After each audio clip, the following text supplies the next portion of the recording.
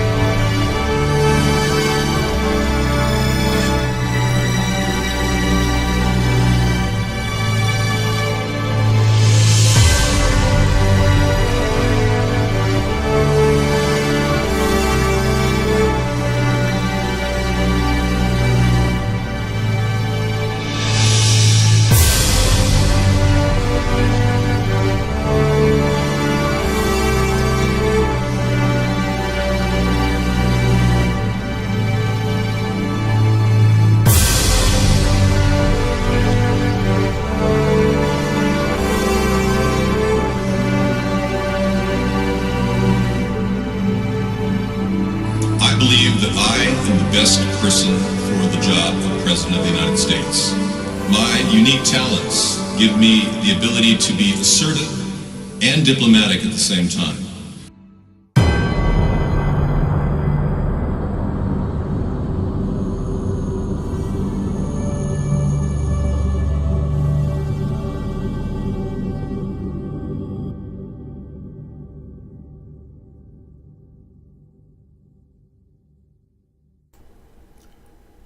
Good evening, everybody. Welcome to America's Third Party. Hello. Yes, we are up and running. It's amazing, isn't it? Every night. And if you want to catch us at Third Party, we are at Third Party on Twitter. And we do have a show going on Periscope now. It's up and running. I am David Sponheim, and this is truly an amazing technological Thursday. Tech Thursday is when I have to do all kinds of adjustments to do our show. And you're even looking at some technology here I have, which is a space heater. In case it gets too cold, I can hit the button and have a space heater while I'm doing the show. Isn't that great? Periscope is up and running. Yes. Yes, I understand you were live streaming, Oma, on your iBlog show while traveling. That's kind of dangerous. Yeah, thank you. Thank you, NRT, for being our mod for today. At Bonn, we needed it. I'm not Jewish, no. No, well, are you talking about my body? Oh, I'm not going to describe my body.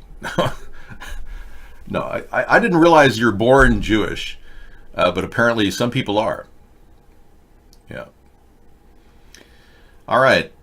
At least I can tell you that my ancestry has been German, Norwegian, English, and Romanian. So that's much I can tell you about my ancestry. 2 competing plans to end the shutdown fail in the Senate. Why does that not surprise me? I think the FBI needs some reforming to do. I think they've got bad cops.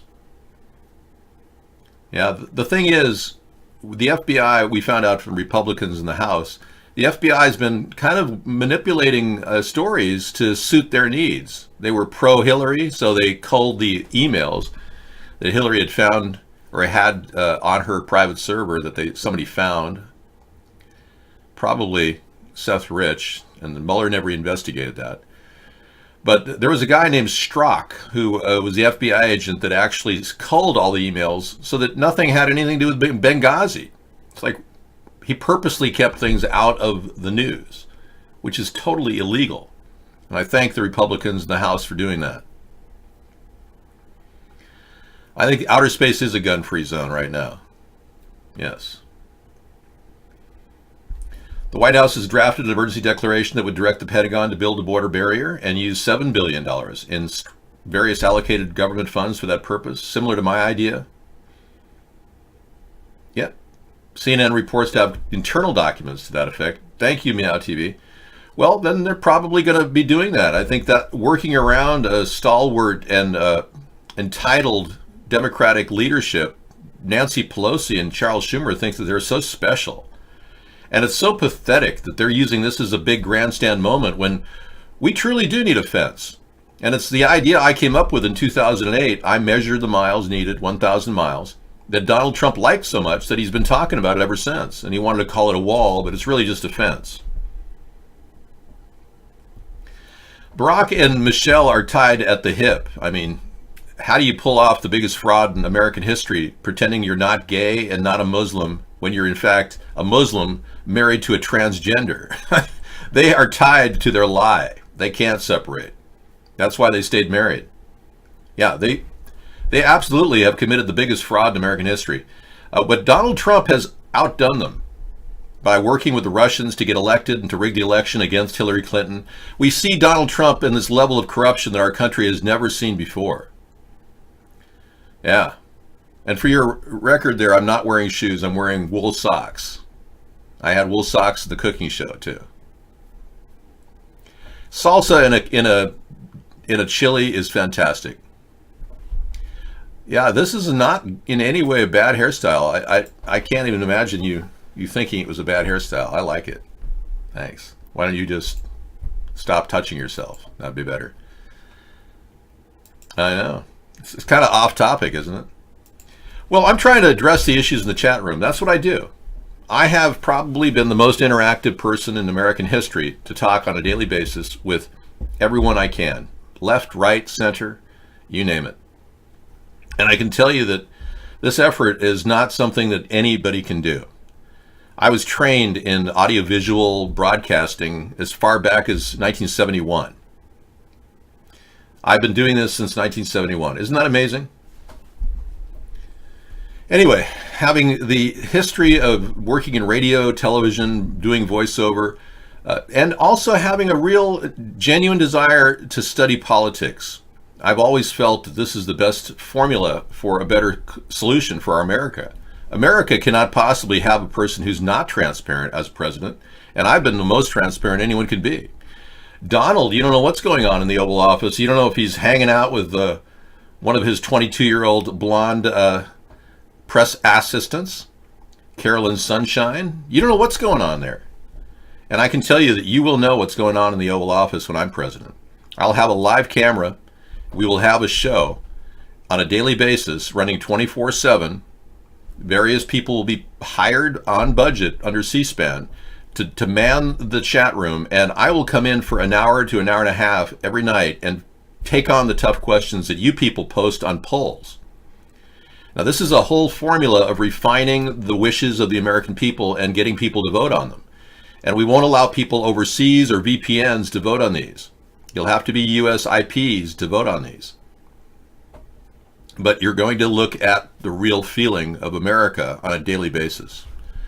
Okay, I'll take a look.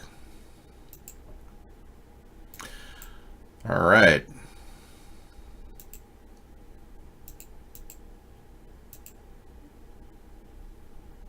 Okay, we're going to go ahead and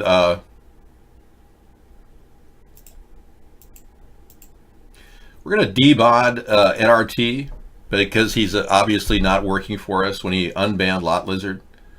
And you know, I had no idea when we first had NRT as our mod. He didn't do that.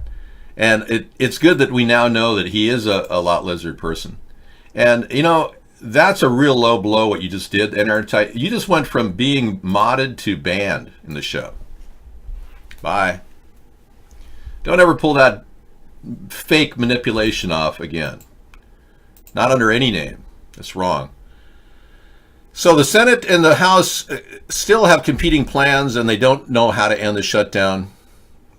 And I heard last night in the news that Nancy Pelosi and Charles Schumer had agreed to the $5.7 billion, but they didn't want it to be used for a fence. And they wanted earmarks for everything. They wanted more drones and all this crap that we've heard about. I don't blame Donald Trump for not signing the deal. Nancy doesn't get it. We need a fence. She just doesn't get it. And she's holding on to this little bit of power that she has. It's so fragile. And right now, I think unless we see some real credible evidence pointing Donald Trump connection to the Russian alliance and how he worked with them, spelling out an impeachment, we're kind of stuck with Donald Trump. Now, I can lay out all of that out there for you and how I think he's committed felonies. But unless the Democrats can do something, and they've proven to be pretty ineffective so far, we're kind of stuck with Donald Trump till the end of his term.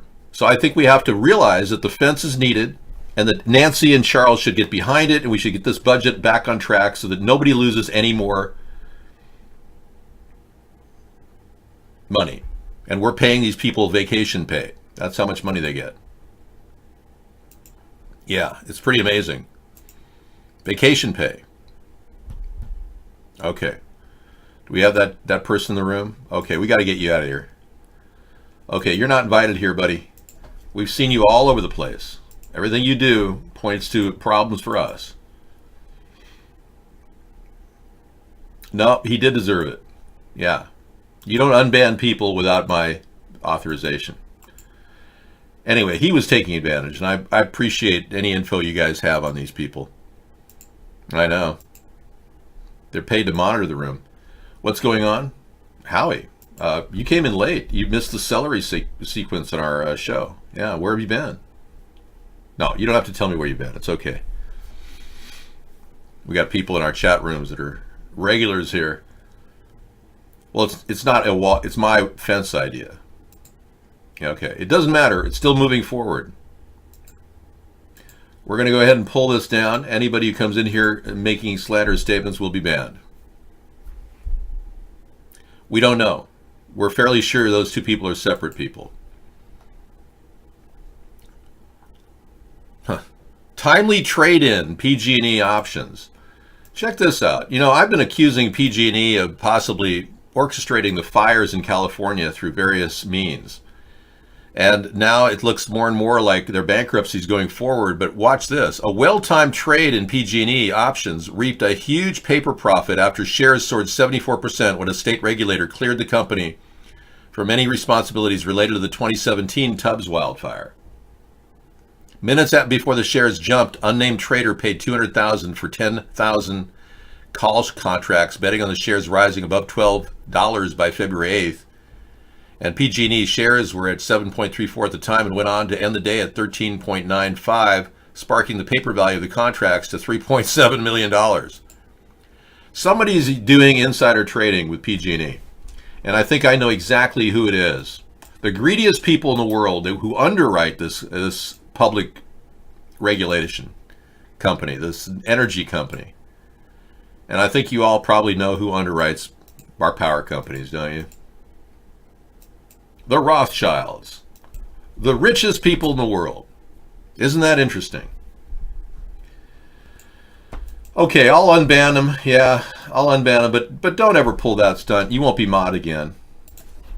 All right, just so you know, that's just out of the question. Yeah, I'm a reasonable person. I don't have to, hold grudges here. But there you go. And the Habsburgs, yeah, they work hand in hand. And the Rothschilds have been working with Rockefellers in California to buy up water rights. Meanwhile, California is dehydrating annually, losing water. There's a drought, and we've even showed how it's artificially created using weather modification. All right, well, he can stay in the room then. No, I'm not going to unban all right now. Thank you. So that's an interesting little tidbit I'll look at a little later. Let's go through the minutes from last night. We talked about the building the swastika-shaped Navy building down there in California. That was last night's show. They refused to get rid of the swastika shape. I don't know why the Navy would build a swastika-shaped building, but whatever. I'm done with that story. This story I'm going to keep on the docket because it's still very disturbing footage showing Russian agents pulling in this woman that was a mistress for a top Russian oligarch.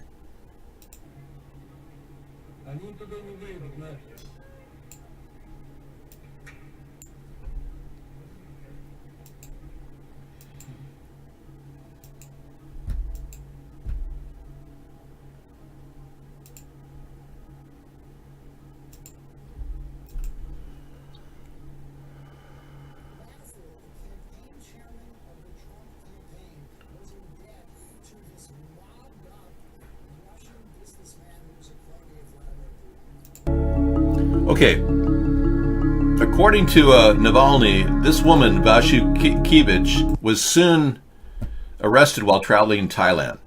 And she was a close mistress of an oligarch who actually, well, I'll tell you in just a second.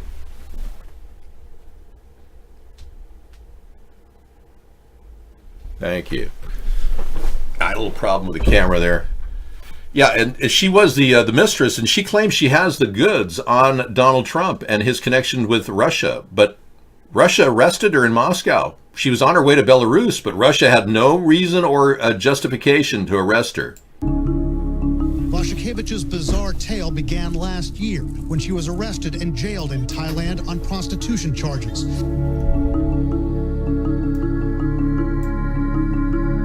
She says that she witnessed meetings between the Russian billionaire Oleg Deripaska and at least 3 Americans who she refused to name. She claims they discussed plans to affect the U.S. elections.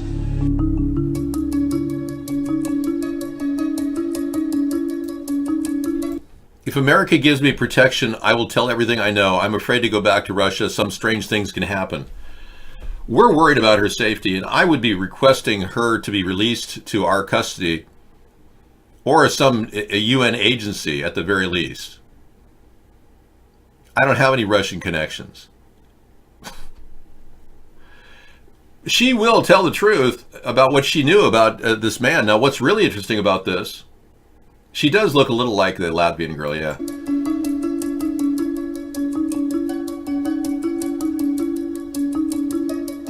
She agreed to plead guilty to prostitution charges, which she really, in Thailand to secure her release to Belarus, so she got out of there. But she reportedly had been offering safe passage.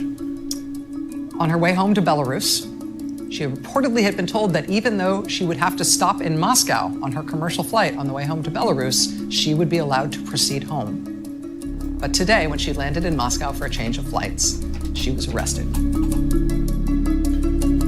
Now, this is what's the weirdest part about it. The Trump administration moved to ease sanctions on Deripaska's companies. Deripaska's companies got no sanctions. So Donald Trump did a pay-for-play thing. That shows an immense connection to Vladimir Putin and to the Russians. Now, we all know that Trump refused to impose sanctions on Russia for over a year and a half and only recently started talking about maybe doing it. Still hasn't imposed sanctions. He's ostensibly working for Russia. Trump is. But this is a real connection to one of those oligarchs and how the payback is going on. That's not something we should just sit back and ignore. It's a serious problem in this country. We can't possibly just put this aside and say, oh yeah, no big deal. No. It's more than enough to keep our eyes on the situation. Moving on, we've got this story from yesterday. Trump posts altered photos to Facebook and Instagram to make him look thinner. This is actually a 2-day-old story, but check this out. You can see that's a shorter, stubbier finger with bigger, fatter upper torso, and then the longer finger and thinner. Photoshopping does amazing. It can shrink the body. Look at that. It makes him look a lot thinner.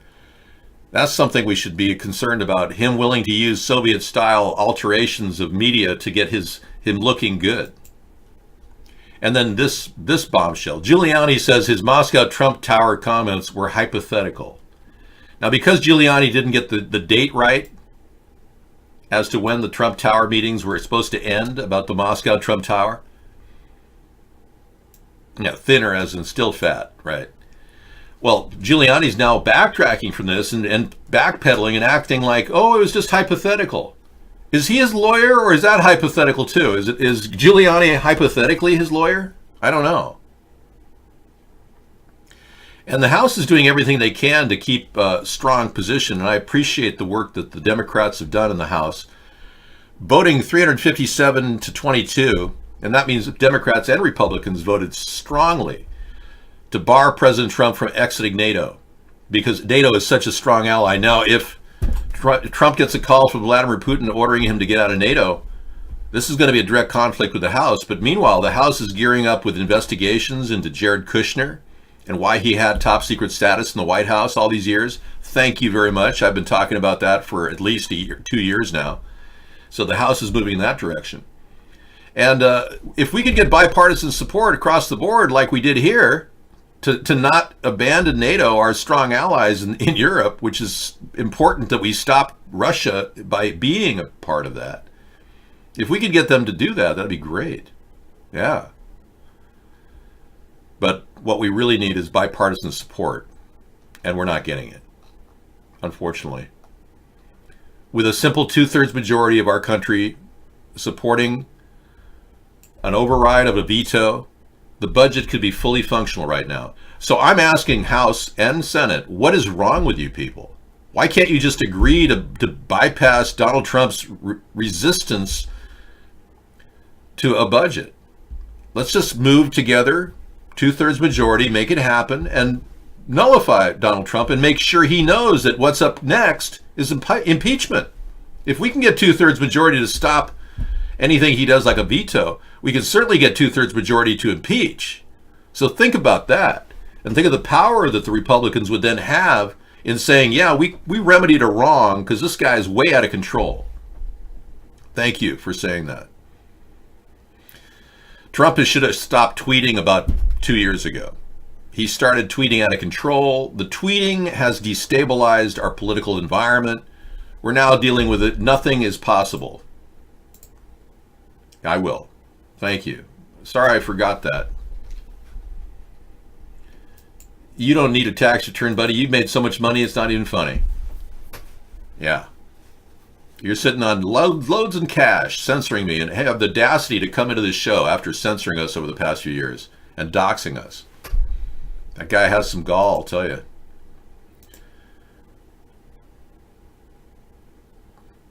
Okay, here's a story of a guy named Skipper.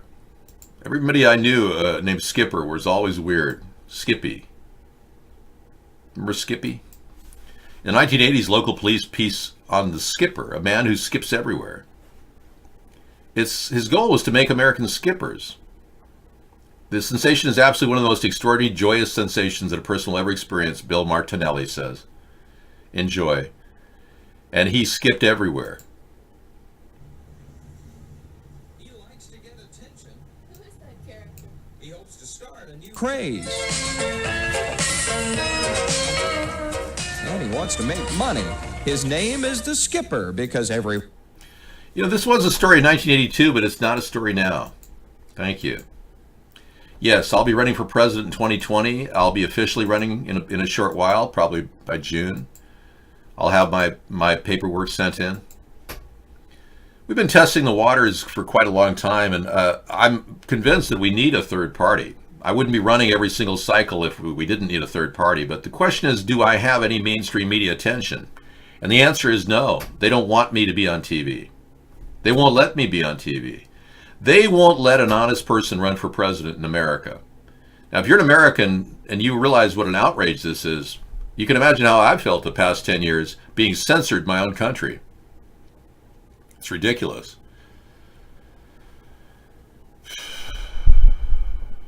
Okay, here's an example of Trump playing hardball with Nancy Pelosi.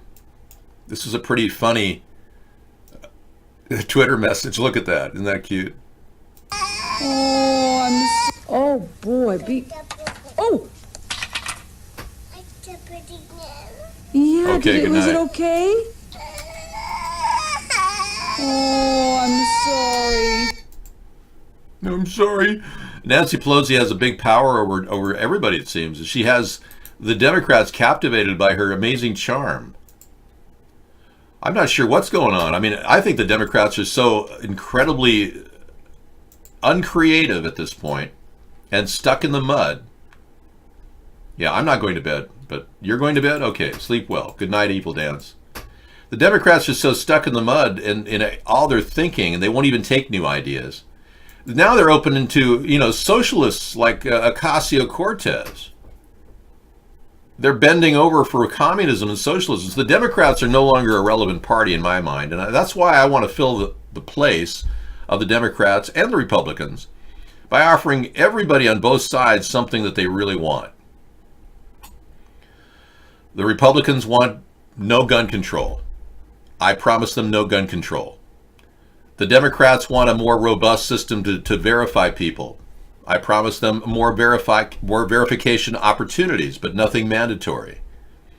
That's a great area where we can actually employ improved services, online interfaces with NICS, and the FBI checks could be instantaneous. We could even do it online for free. That would be nice if we had that ability, but you don't have to do it. We're not forcing anybody to do it. It's trying to minimize the chance for somebody, selling a gun to some wacko. And you don't have to do this. No mandatory verification. That's right. All we want is a robust website able to check on backgrounds in a very simple way.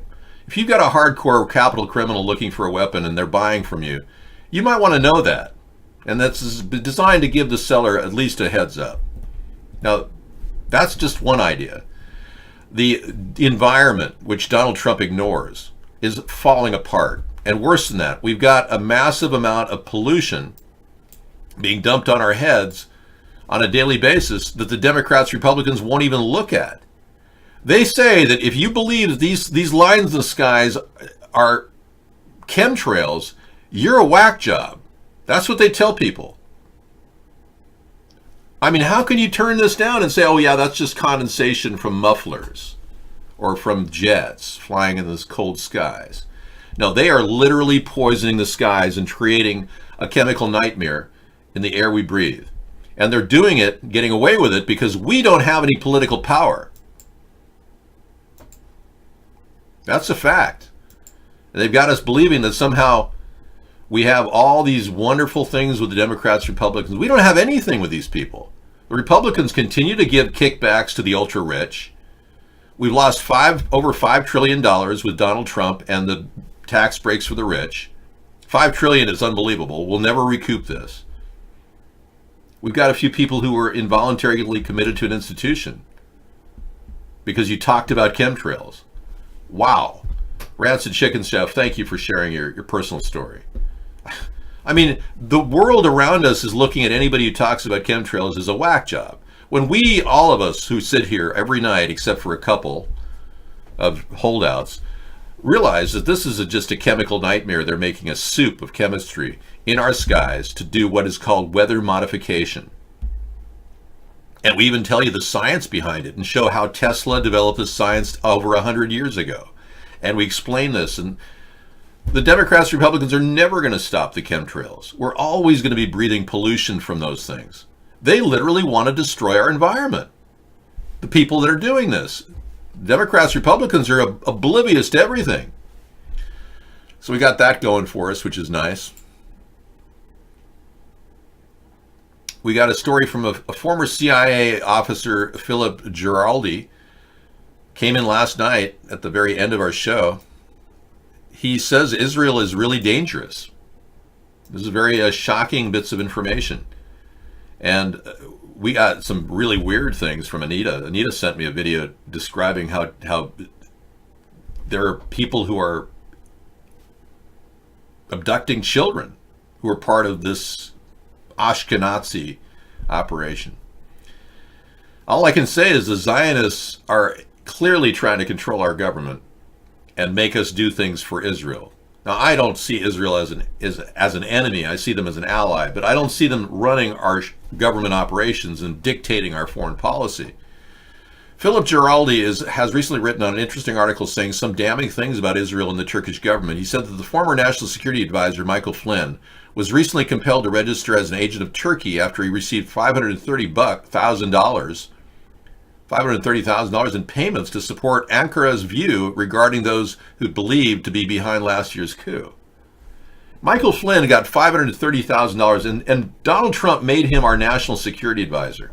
And we found out that he was working for Russia and Turkey. This is crazy.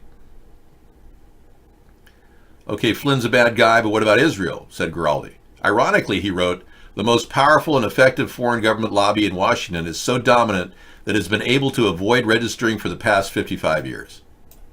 Huh.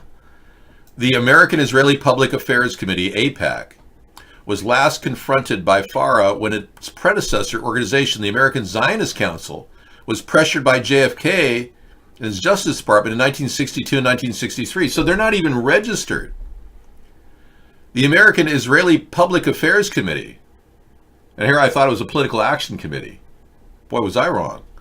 AIPAC stands for Israeli Public Affairs Committee, and they have never registered. Wow.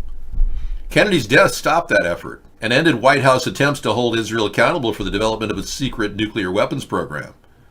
I remember that. Wow.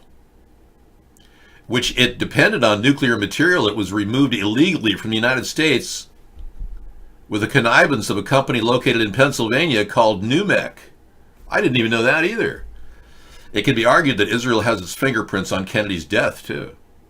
Israel, Giraldi moved on to say, continues to suck the monetary blood of America. Over $3.8 billion is going to Israel every year. And they received military assistance on the top of $130 billion that has been received since 1949.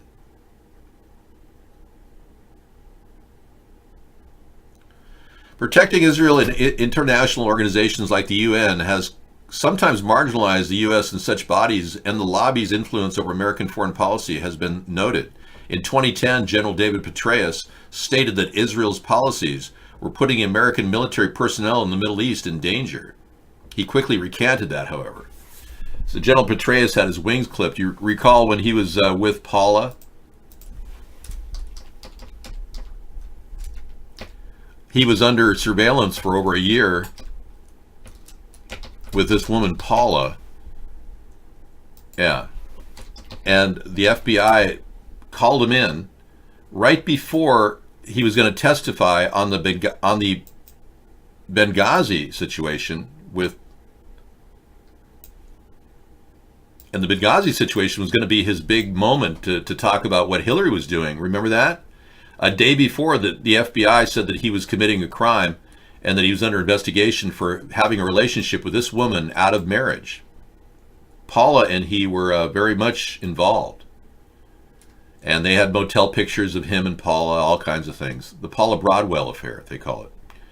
But anyway, they got the goods on him and used it against him to pull him in, and he didn't say a thing about Benghazi or Hillary.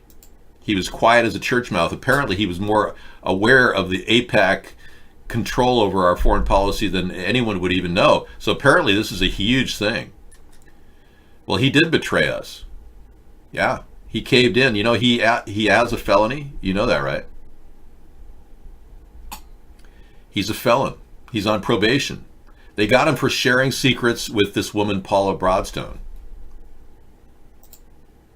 All right, we're done with that story. I'm glad I read that. I'm going to keep that on file. If you want to read more about it, it's from a Veterans Today article that came in yesterday. Here it is. Yeah, this will give you a deeper understanding of AIPAC's control over our country from the perspective of a former CIA agent. Now, this is good news. This came out yesterday. Jared Kushner is now under investigation by the House Democrats. Thank you. The probe was launched in response to grave breaches of national security at the highest levels of the Trump administration, said Representative Elijah Cummings. We remember that when Kushner had inside information on Yemen, we know that he used it to try to secure a loan for his house or even sell his property at 666 Fifth Avenue, the Kushner building. He used personal information, secret information that he had gotten in a meeting against Yemen to muscle them into it, making a deal with them. They didn't do it. So guess what happened? Jared Kushner convinced certain Saudi Emirates, including the Crown Prince, MBS, Mohammed bin Salman, to actually engage in an attack on Yemen. This all happened under Kushner's top secret status after they turned him down on a loan or possibly buying that building of his at 666 Fifth Avenue. Total breach. So I'm hoping this story comes up really full of information, because we've got to stop these Goldman Sachs cronies that are secretly working behind the scenes to do deals that affect our foreign policy toward countries like Saudi Arabia and Yemen. Because we're not enemies with either country, yet we're working secretly with Saudi Arabia to destroy Yemen. Okay, so the big issue still is on the table about the wall. We still have the border fence issue, which is Donald Trump, his big thing. Yeah. But if you want to talk about the wall, we certainly can do that. I support the 1,000-mile fence, and I support it as a container fence.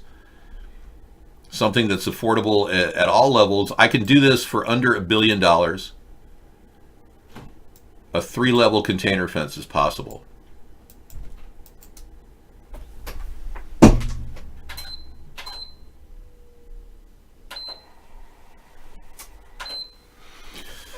Are you really going to come in? If you want me to. I think my voice is okay. Okay, we'll talk right into the microphone closely. You just get it right up in here, and she's going to talk just for a bit. Sarah's going to come in. She got a day off today, so thank you, Sarah. I'm going to go ahead and step out. I had to do a little cooking, prepping and things, and I'll be back in just a bit. And we're going to talk about the big story, which is Russia's intervention in Venezuela and how our top diplomats are being told they have less than 48 hours now to leave. Yes, Venezuela is having nothing but problems. And the idea of a bipartisan startup with 2/3 majority to override a veto is still very much something I want everyone to start thinking about. No, this is me making dinner. Thank you.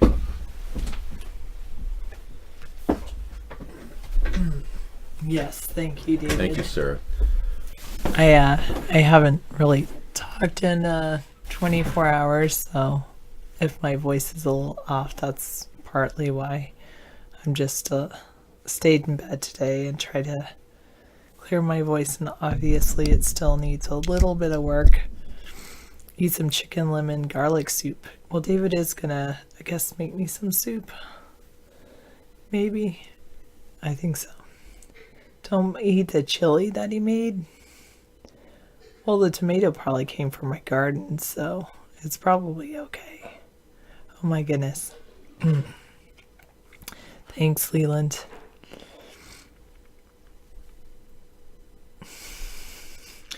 Well, it's fine. I mean, that'll make me better probably. He made the chili with cheese infused. Oh, there's sausages. I got those sausages. They're not hot dogs. I don't like hot dogs. They do look like hot dogs, but I know my voice hasn't been perfected yet, but it sounds a lot better than it did this morning.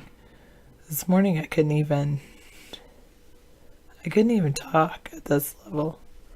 My goodness.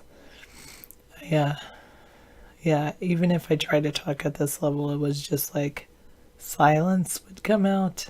So I was a silent woman today, silent man. Obviously, it's still got some issues, and I thought I'd be better, but obviously a little bit down. Hello, Zellfire. See? Oh my goodness. Hello, Zellfire.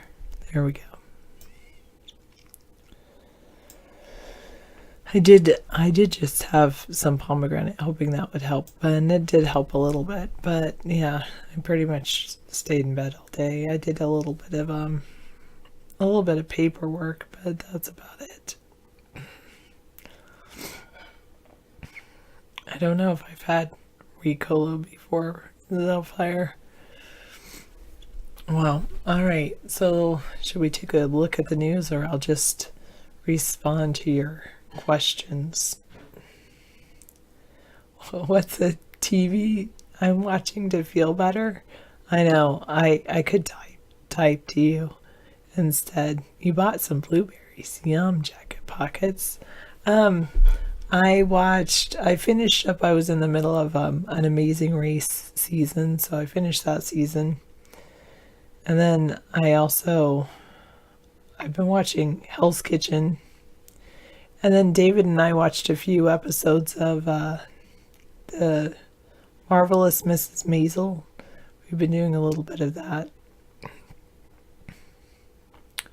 I could show 742 suggests I show you news on the screen, and then we can discuss it after that. I think I've finished season 3 of Mr. Robot, so went through that pretty quickly. Yeah, I was thinking about reading some books, but I did some paperwork instead, grading and whatnot. Putting grades in the grade book and that kind of thing. Mindhunter, it's an intelligent detective show based on real cases. That sounds good. I could watch Mr. Rogers to feel better. That would be good. I have heard about Mindhunter. I think I tried watching one episode of it. I didn't really like the first episode. Or was that something else?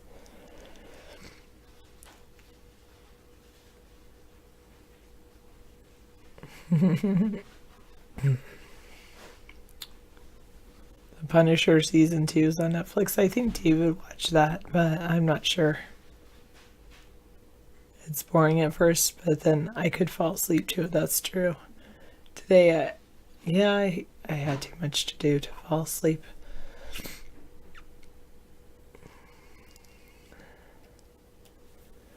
Alright, I have 15 minutes left of my voice. This is what Too Much says, and I want to save that for tomorrow. I'm not pushing it too hard, but save some of it for tomorrow. I think I'll go back into work tomorrow. Well, then I know it's Friday, so then I can, if I do wear out my voice, then I'll have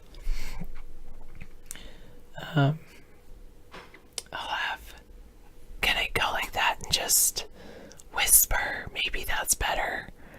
I'll have Saturday and Sunday to recover my voice if I use it too much tomorrow.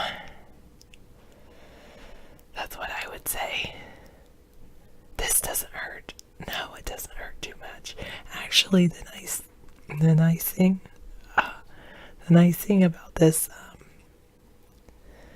thing about this cold is it actually doesn't hurt. Like, I've had colds in the past where like my whole throat felt like it was on fire. This isn't the case with this one, and it hasn't worn me down too much, but that could be because I spent all day in bed.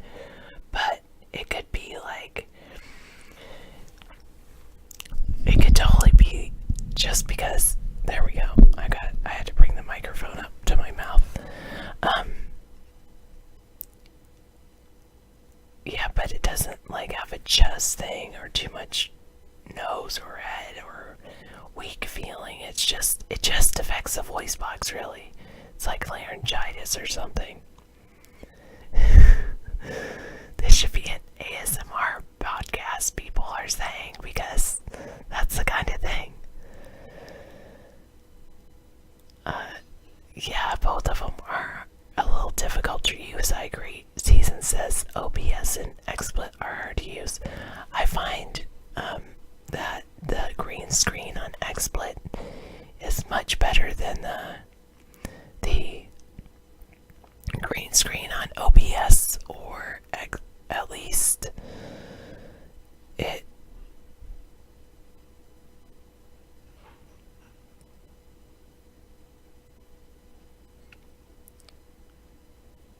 was when I used it a couple years ago.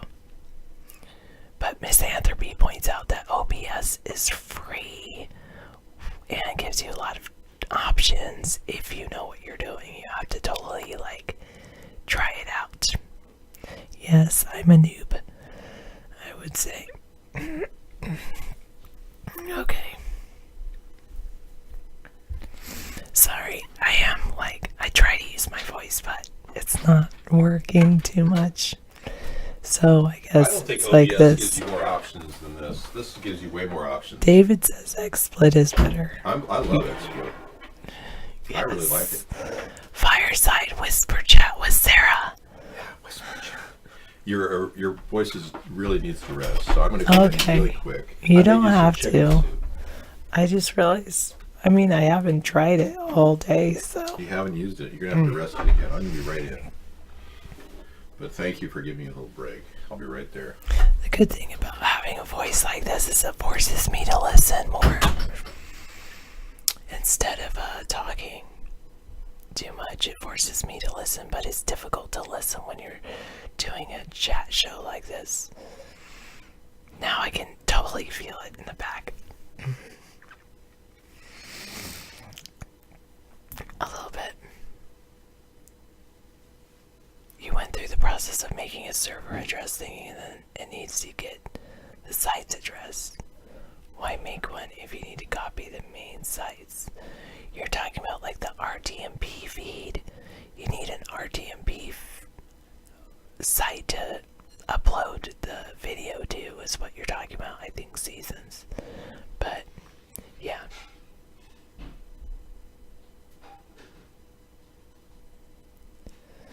Yes, I know, it's very frustrating, and I don't totally understand how it works. I know it's a different protocol than HTTP, but that's about it.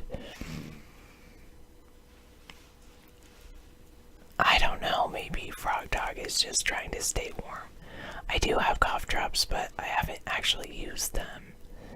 But it doesn't like or hurt, and I did cough a couple times, but that's it. No, 286. It's just my voice. I'm trying to rest it.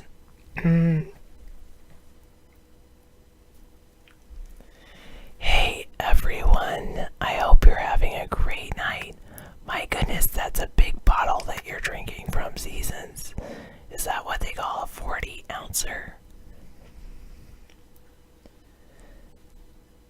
You want me to get that for David so he can make videos pretending to be Trump? That's a big, big bottle. Alright.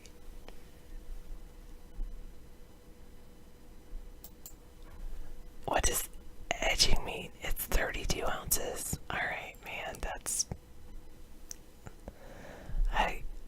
I should drink 32 ounces of water, but I don't drink alcohol, that is.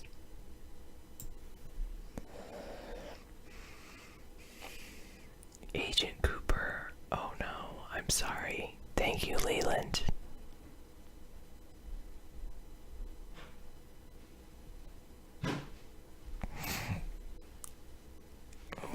Why? I don't know, Transcender. I'm talking to everyone. Everyone whose chat I can see is who I talk to. Alright, let's see. You want me Deep Face Lab? It's a tool that utilizes deep learning to recognize and swap faces in pictures and videos. Ooh, that's a pretty good one. Oh my God. Alright, let's see. Is my voice any better? No, not really better. My goodness. It's just, I thought I could talk at like this level, but I think it's better if I whisper than talk at this level. I need my voice for tomorrow, so, oh my goodness. Anyway.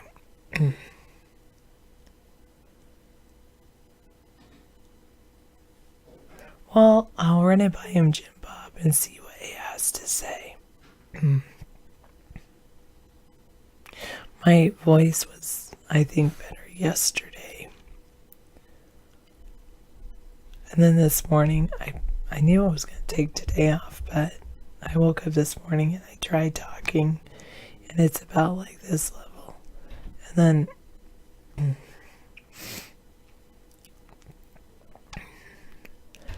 Actually, I tried to talk at a normal level, and this is what came out. Like, this is me.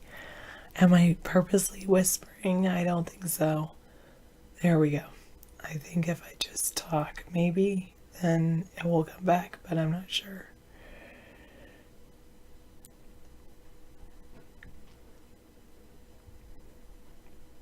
Does that work for you, freezing your milk 883? I have heard it works. You're showing your notes. Alright, thank you. I know. You're right, NRD. That's why I rested him for 24 hours, basically. I rested my vocal cords for 24 hours, but there's still a problem, obviously. Are you supposed to use your voice or rest it? Okay, I did have a couple of good things of hot tea.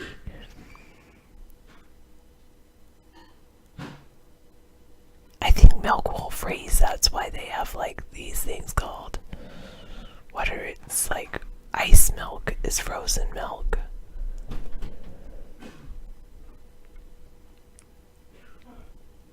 I don't understand what you're talking about. Evil dance to good. Yes, I could indeed type responses, but then the whole point of a chat show is to have somebody talking. I thought, at least, especially if we're being broadcast on the radio. On the radio.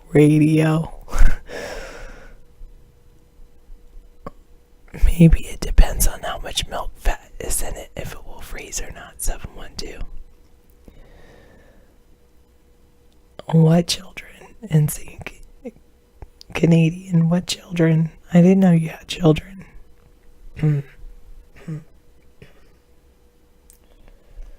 Yeah, they'll have to take a little bit of, just take a small portion of it.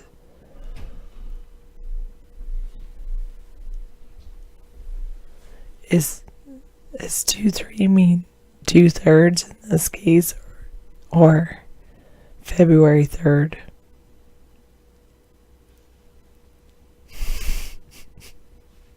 Put your mom on the phone.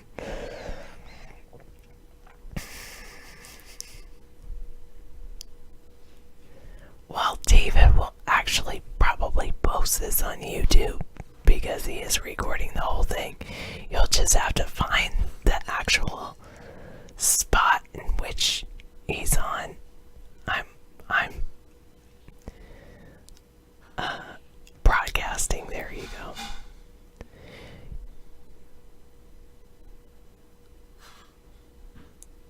Okay. You unbanned someone you were asked to. Alright. I do have some raw ginger. Not raw ginger, candied ginger. What is it? It's like... Anyway, I do have some ginger. I'll probably suck on that.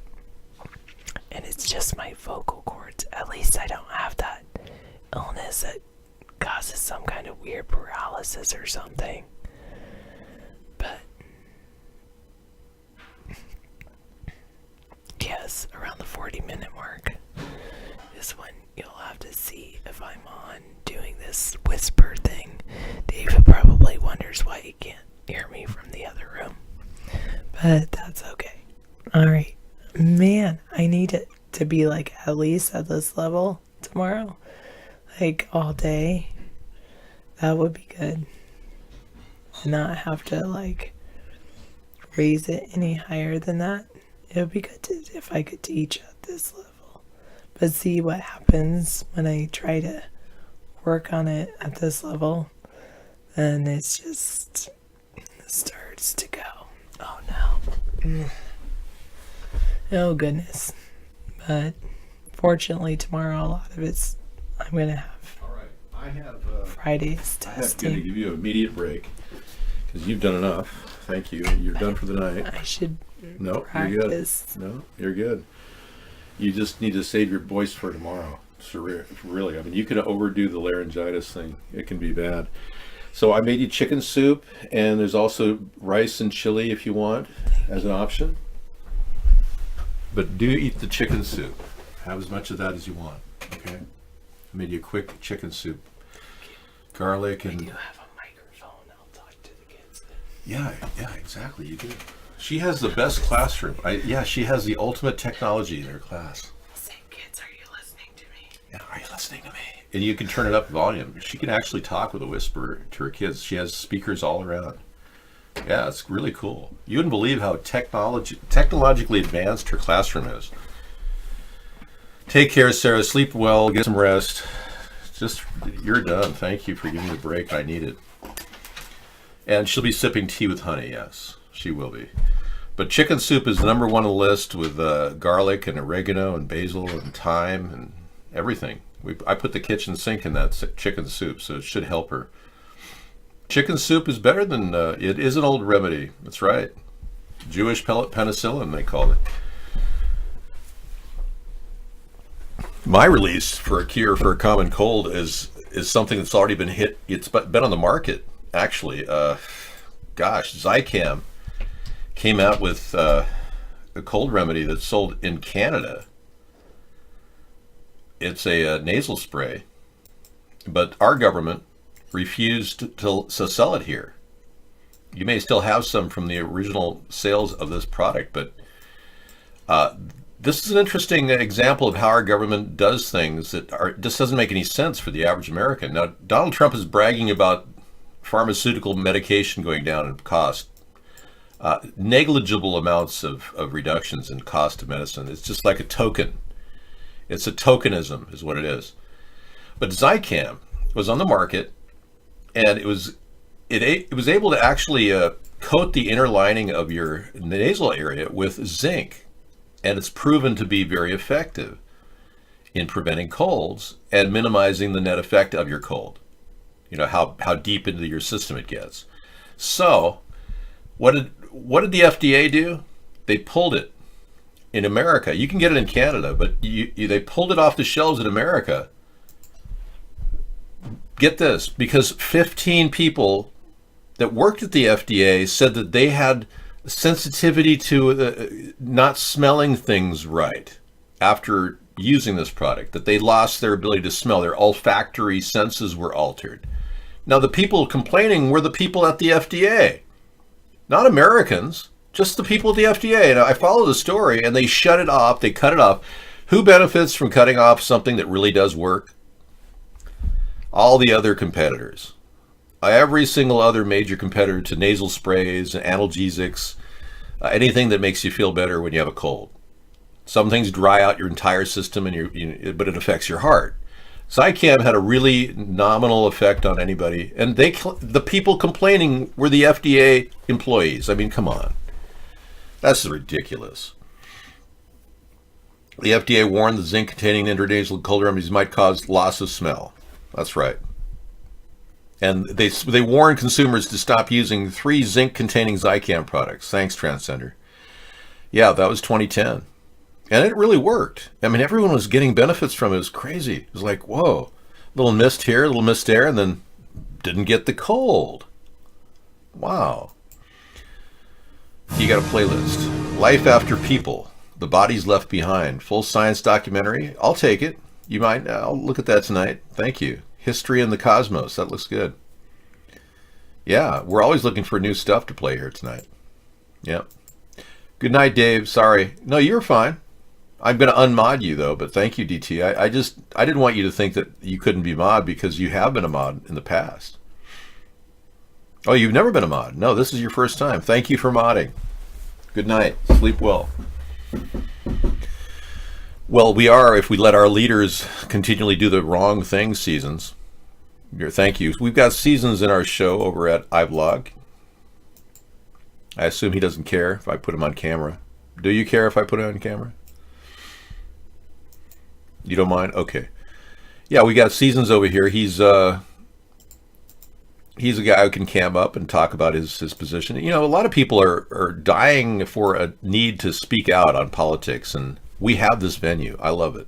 And even if we disagree on a lot of various issues, I think we at least have the opportunity to share our ideas. And that's the best part about this. Meghan McCain says, we will never overcome our deep partisanship. It's the new norm, split country like the conflicts in other countries.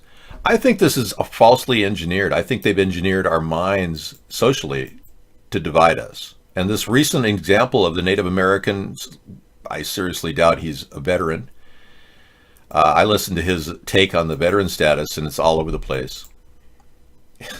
He wasn't in Vietnam. He was at the Vietnam time.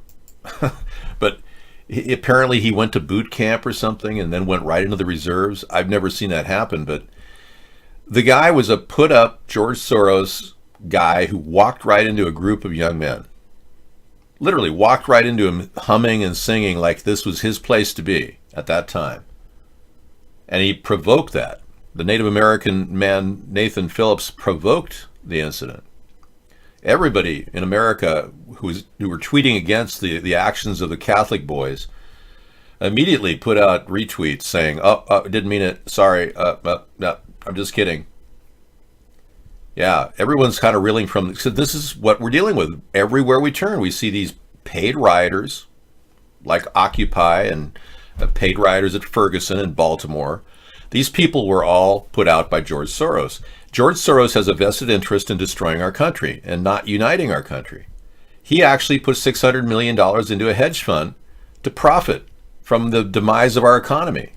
So we got to worry about these kind of people because they got billions of dollars. They can alter the course of an election. We have to start building laws to stop this type of treason. So I'm urging Congress to start thinking about stopping these paid protesters. And I especially want to earmark anybody who's using events like terrorist attacks to push for gun control. These are suspicious too. Even the terrorist attacks are suspicious. There's very little evidence anything happened. And many of us are wondering, well, if this is a way of convincing us we need to all get rid of guns, it only creates a crisis within our own families. Everyone's worried about terrorism, and we don't need to be. Our society is a lot safer than they want us to believe. So their agenda is to constantly make us in fear and constantly divide us. And once we're on that, once we realize that's in the background everywhere you turn. It brings people together. As centrists, we're much more aware. We're much more in tune with what's happening in the world, not just listening to the controlled talking points of our media. We're aware that they're faking us out. They're trying to move us in directions. We can be the power of the future of America. We can be the independent, centrist-minded people. And most people are centrists. They really are. There's no party for that yet. So, you're very angry? What's happening? Why are you very angry? Misanthropy's accusing you of wanting to do that? I wouldn't do that, no. Misanthropy, try to be a little kinder to this man because, I mean, he's going through a time when he's having some problems. Be a little bit more aware of that. Don't ever urge anybody to kill themselves. Ever. Life is too beautiful, and Ticking Time Bags has a future partner waiting for him out there. And so don't ever do that, yeah. Okay, just focus on having fun with people and block out all the fantasies of life after death and post-person life. Yeah, don't fantasize about that stuff. You don't have to think about that. Bonheim SquarePants is correct. Thank you. His future partner. I know you don't think you'll have one, Howie, but you've created the mindset for that. Remember, we all have the ability to pre-visualize. It's one of our innate abilities people don't understand. That if you can dream it, it can be something real. I'm serious. It's a power that most people don't realize they have. You can pre-visualize anything and make it real. Humans have this ability. Robots do not. Most aren't ready for the coming technological changes brought on by AI and bioengineering. But I'm here to say it's okay. Everything will be fine. We're all integrating with technology in the way that Alvin Toffler described us as suffering from future shock. You live in Brazil. I see that.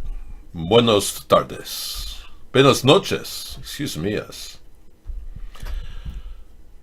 Well, they're living in the background. The thing about technology that we've noticed through the past 50 years, and I grew up in a time when my father, he didn't even have electricity when he was growing up in the Midwest. He had no electricity in his house. Other people had electricity. He didn't have anything. He didn't have running water even. So, I mean, we've come a long way in our life.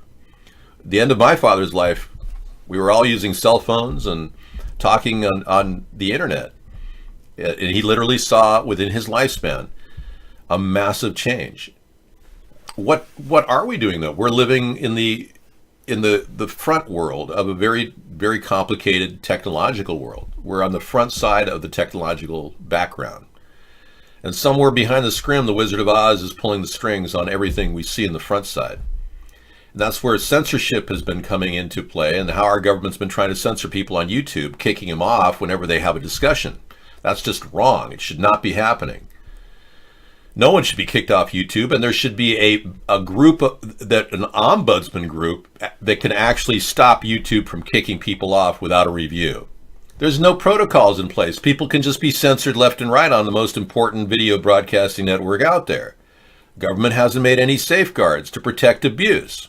Censorship is reigning supreme, and we are being controlled. But the algorithms in play behind the scrim, they don't have a specific mindset to push us in any one direction. People do. Corrupt people who want us to be RFID chipped, who want us to be herd inoculated and vaccinated, who want to dump genetically modified food on. They have an agenda. We, the American people, when we know their agenda, can stop that agenda. We are already aware of what they're doing. There's no question about the nefarious actions that they're underway with. They literally want to get rid of 95% of the population in the next 10 years. Maybe 15 years. They literally do. So we have to get ahead of them. We're smarter than they are. But we haven't been able to formulate this political movement because they got most people dumbed down to the point where they think, well, it just should make itself happen, you know?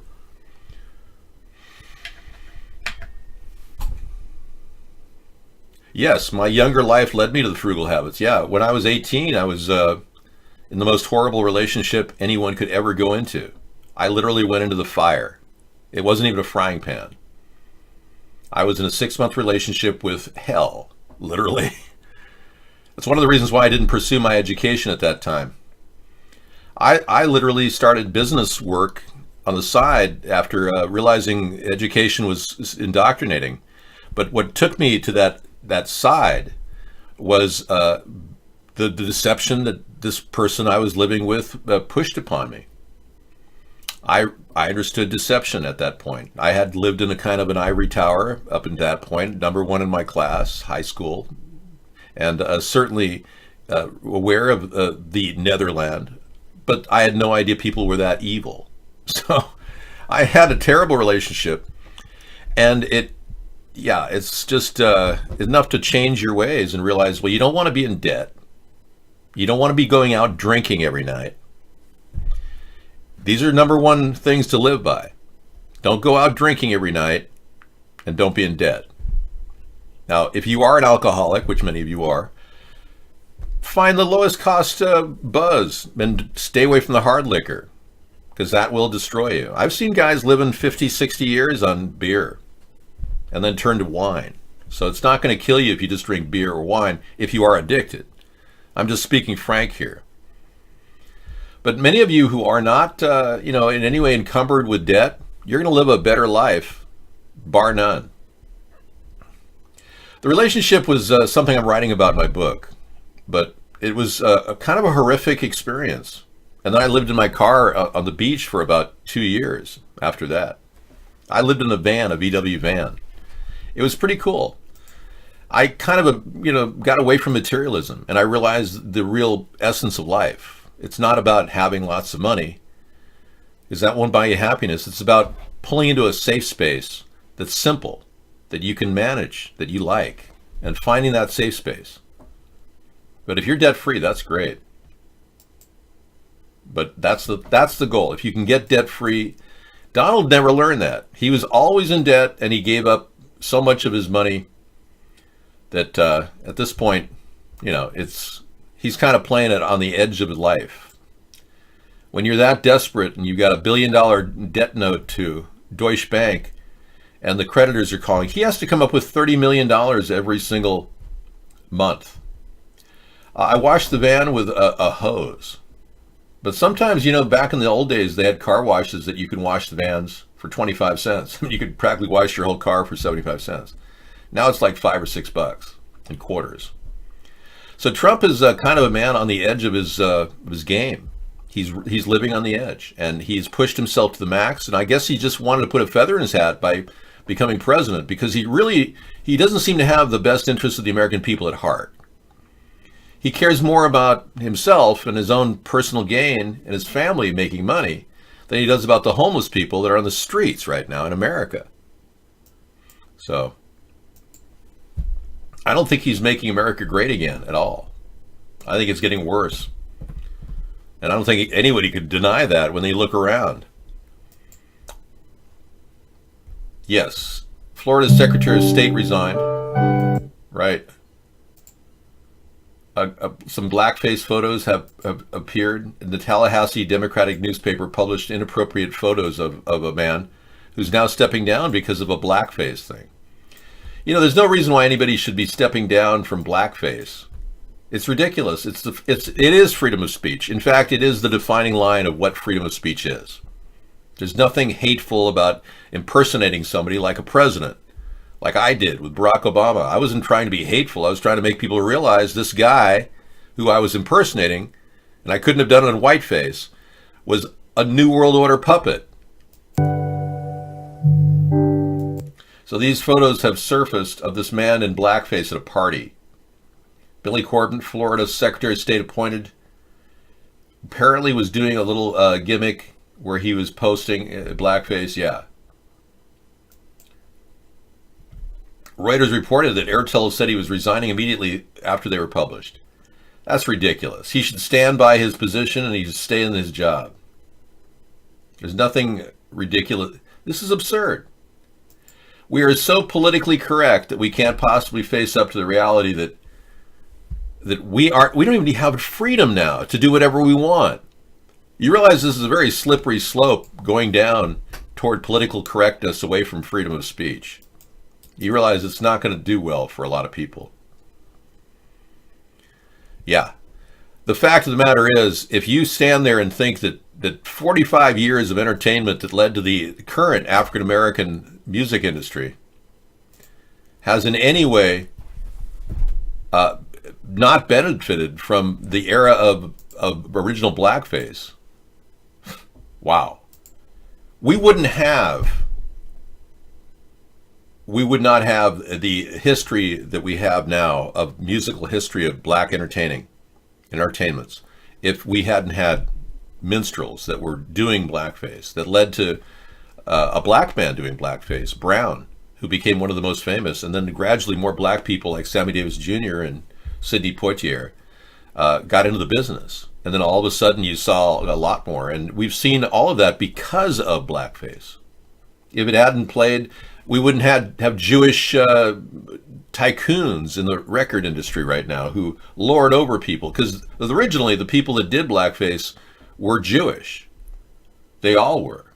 Every one of them. You can't forget 45 years of history. You just can't. Plus, there's no way I could have impersonated Barack Obama in whiteface. So taking away my freedom of speech is far worse than me impersonating a black person wearing blackface. What you're doing to me has violated my rights as an American citizen far more than any African American was ever violated when somebody dressed in blackface. So what the Democrats are doing ostensibly by kicking this man out of a position is keeping him from fulfilling his role and his rightful role as a politician or a secretary or of state in that area. This is absolutely atrocious. And it's why I am stepping up and I'm going to tell every Democrat that you're wrong. That we actually have to listen to the right, and we have to listen to all the people that talk about the right to bear arms, because our nation depends on it. We have to listen to our Republican brothers in this entire world that we're living in to ensure our national security. So that's why I went from being a Democrat to more to the center, and I became Mr. Right.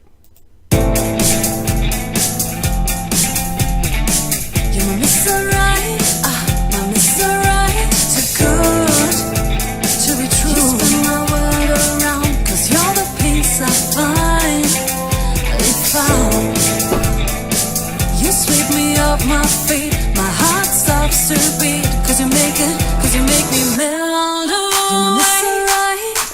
My Mr. Right, too good to be true. My world around, cause you're the peace I find. If you sweep me off my feet, my heart stops to beat, cause you make me melt away.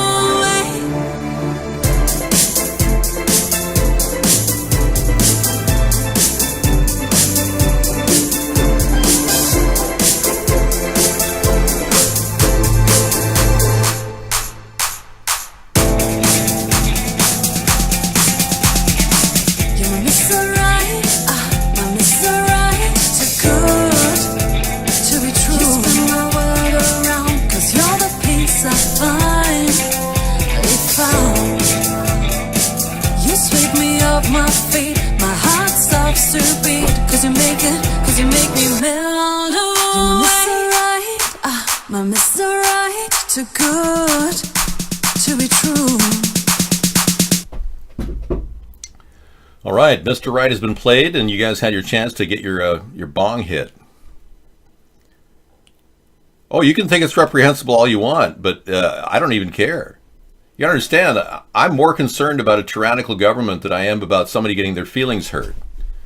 Now, the Democrats live with their feelings on their cuff of they're afraid to actually talk because they're so stifled. That's why the Democratic Party has become so lame duck. That's why they can't even come to a conclusion that Donald Trump does need his fence. Give him the $5.7 billion for the fence. End of problem.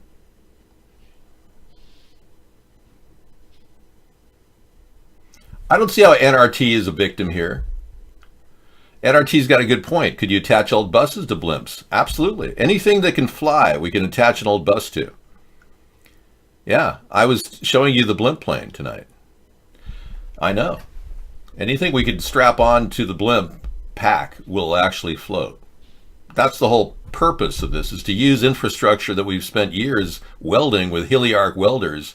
Aluminum structures like that are not in any way easy to make. Right now we've got a graveyard full of old airplanes, old jets, 707s, 727s, 737s, you name it. We've got all these jets. They're sitting there. This is a national commodity. We as a nation could profit from every one of these things. And the idea, these are all old jets that have been retired out because of structural damage. All of that has been documented. We even know where the structural damage is. So if we have to come in and do a cross weld on these things to be sure, we can. Everything's possible. If you're wondering if, I've got the vision of the future in my mind, yes, I do. I'm developing a third eye. It is very small, but it is in the early stages of development. No, seriously, these planes can be turned into a blimp carrying passengers all across the globe, worldwide. This is a concept that I came up with, which I talked to Boeing about, and they immediately went off to their drawing board and started developing their hybrid blimp right after I told them in 2009 at the Beyond Oil exhibition. I told them about my idea, and they're working on something similar, but nothing like this, where we use the old fuselage of history. Now, this technology of building a Kevlar structure made out of graphene and graphite, all of which is an exoskeleton that can support an outlined Kevlar framework. We could have everything set up so that these things could be almost invincible. And I mean, if they break, we could build an entire parachute out of the ribbing. See that ribbing? All of that could be built into a large parachute that can unfold like a mushroom. And at the center of the system could be a complete cross section, which is completely connected and cross-connected to the mainframe system, hardwired to the system itself. So we just have to drop through into the substructure of the airplane itself to make it perfectly secure. And then if it does go up, it becomes a huge halo over the top, protecting it from any devastation, like crashing. Now, why haven't the humans created parachutes for blimps or used its old infrastructure? Because humans seem to think that new is better. We seem to always think new is better. Transgender art, my free speech was violated when they said that I couldn't do blackface. Oh yeah. There's nothing in any way in the Constitution that says that I can't do blackface. If you don't see that, then you've missed the whole point. There was no way I could have impersonated Barack Obama in whiteface. It could never have worked. I would have been, well, let's be clear. Michelle, my transgender lover, has been busy. I never banned you for being honest. I banned you for being overly fixated, obsessive, forced to do things that you shouldn't have done.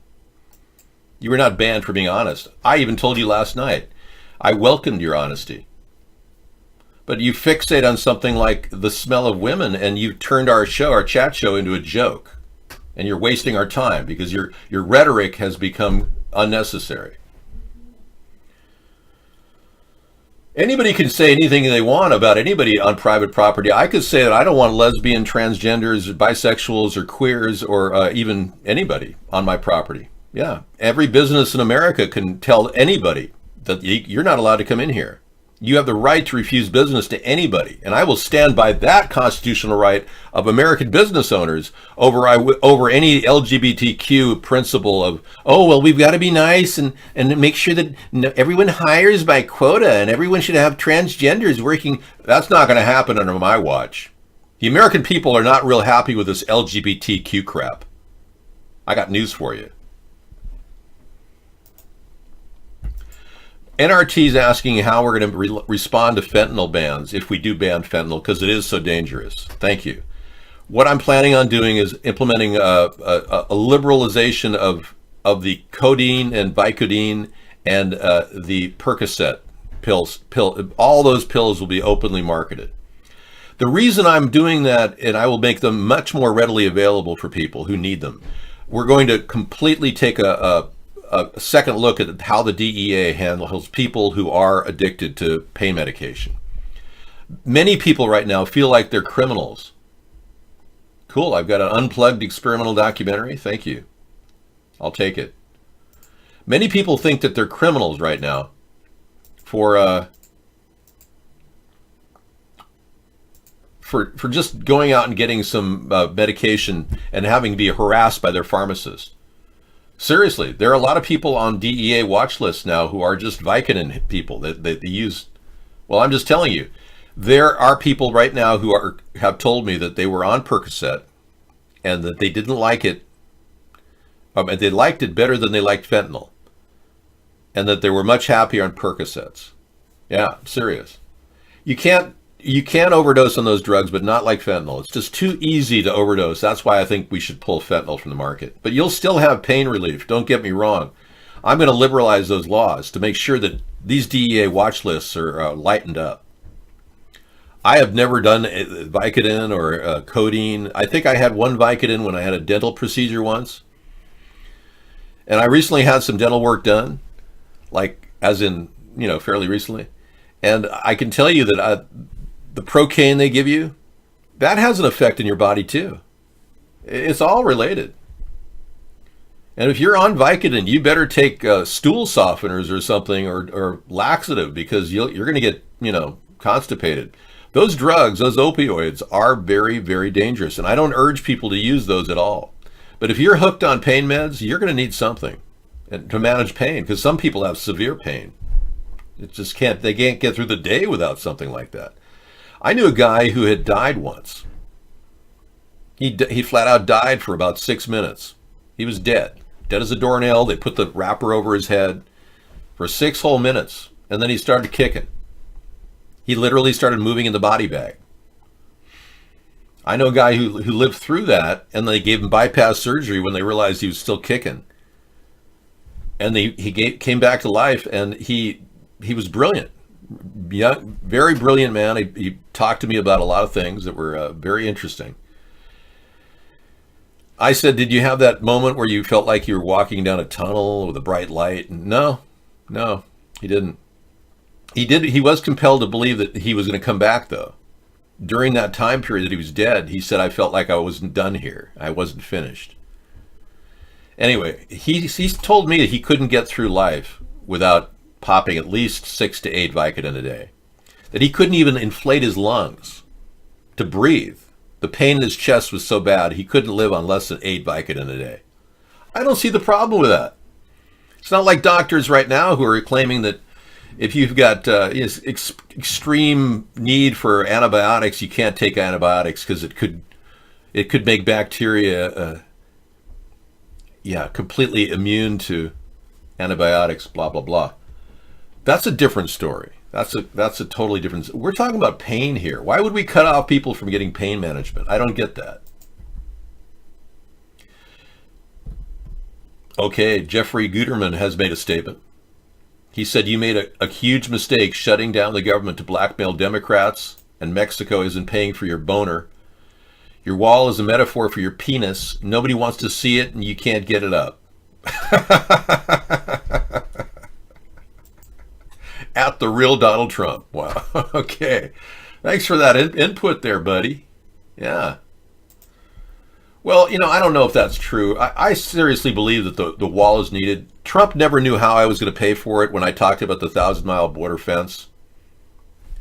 He never checked the info that I was giving in the show. So when he asked by somebody who's going to pay for this wall, he caught him off guard, and he was like, we're going to have Mexico pay for it. Ding dong. Rancid Chicken Chef says, David, I take 180 milligrams of Oxy per day. Wow. Well, I guess you have a definite need, huh? But if you're taking Oxycodone or oxycodone, because those are different drugs, if you're taking those on a daily basis to get high, you're not addicted, you're just, well, yeah, you are addicted, but there's no pain involved. What you're doing is creating a huge cycle of what could be like a life-threatening disease of taking meds all your life. You're altered at the wheel. If you're on heavy opioids, you could get into a car accident. I mean, there's a lot of bad things that are going to result from that. Seasons, you can't talk about offering people drugs on the show. You know that, right? Okay. You're holding on to your Vicodin. Okay, good.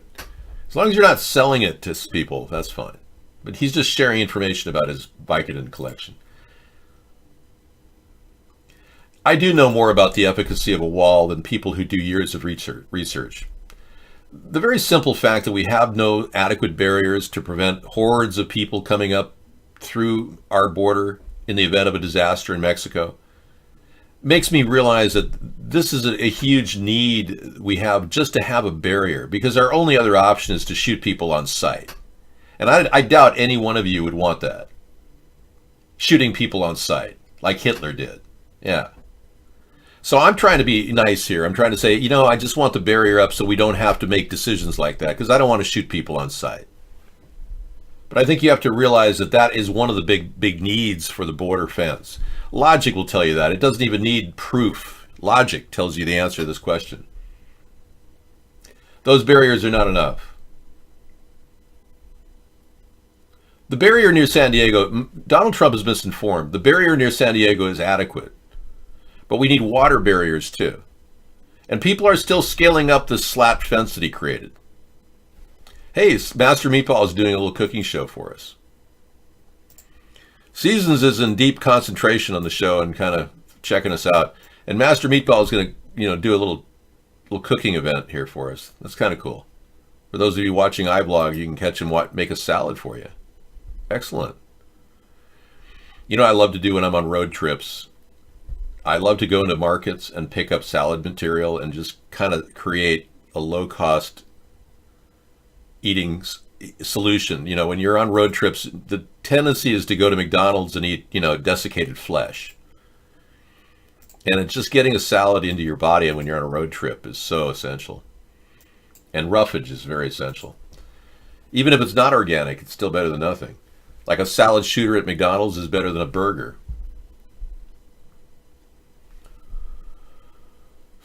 Your Vista, your 2006 Vista that you love, you try to get it repaired, and a Muslim genius who was going to repair it, he refused. Wow, bummer. Some people really like Vista. It's way before Windows 7. Yeah, it's one of the early ones. Before Windows, yeah. Apple just dismissed more than 200 employees from Project Titan, its autonomous vehicle program. I heard about it. You know, Apple had, at one point 10 years ago, Apple had $460 billion in cash reserves. And then they said they were going to create a $179 billion Apple car. That's what this is. Project Titan. Yep. I think they're giving up on their car. They literally Apple lost half of its cash reserves on ideas like this. Time to start buckling up. They got $230 billion in cash reserves. $230 million, excuse me. Thank you. All right, moving on. David, new Ebola outbreak, really? Ebola evolved into a deadlier enemy during the African epidemic. New York Times has a story. Really? Sarah was kind of ASMRing with the quiet voice of hers, yeah. She was nice of them to come on. I had to serve her some chicken soup and get it ready for her. I don't know, you could all die from Ebola, especially with the CDC testing the rabies Ebola vaccine. Okay. Well, look at that. Carrying out the body bags, carrying out the body bag. Wow, this is crazy. Mass graves. This is an old article. Yeah. This is over 3 years old now. I mean, I don't think it's 2 years old. It's not that relevant. Ebola is contained. I'm worried more about the CDC getting their access to the Ebola virus when they got Obama as our president. I will. And I won't let anyone with Ebola come into the country for testing like Obama did. I couldn't believe he brought 14 people in over the air to test out Ebola. I was like, what are you doing that for? That's ridiculous. All right, I'm going to go ahead and bring up my bouncy car here. Let's take a look.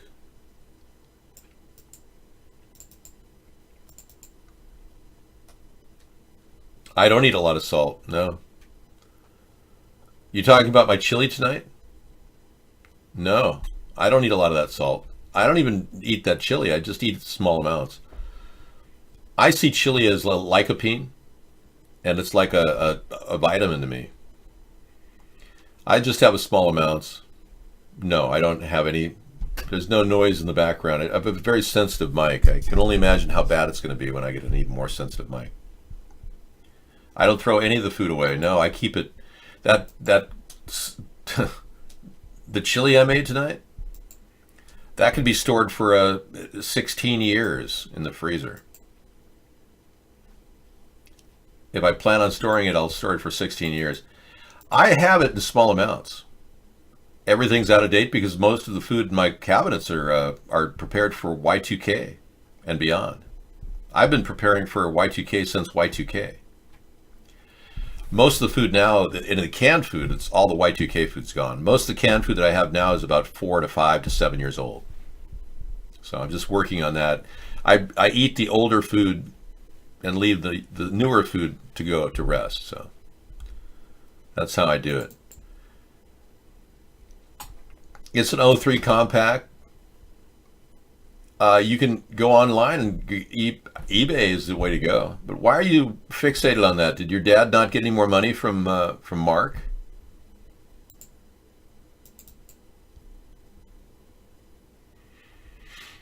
Or he's not giving you any money. He cut you off. Wow. Bummer. Here's a new concept, you know. You're out on the road, you want to pull off, and you put on your truck home. Isn't that cool? It's kind of a neat idea. Yeah, I don't see why we can't build more of these kinds of things. Rough and tough, four-wheel drive, RVing. I'm implying that, yes. Oh, you're not? I thought you were. I could have sworn you said you were. Well, there are a lot of things we're working on here, to come up with new ideas. We've come up with a plan to create a global network of artificial intelligent beings who can operate within the scope of your human structure. The advent of technology has given us this ability.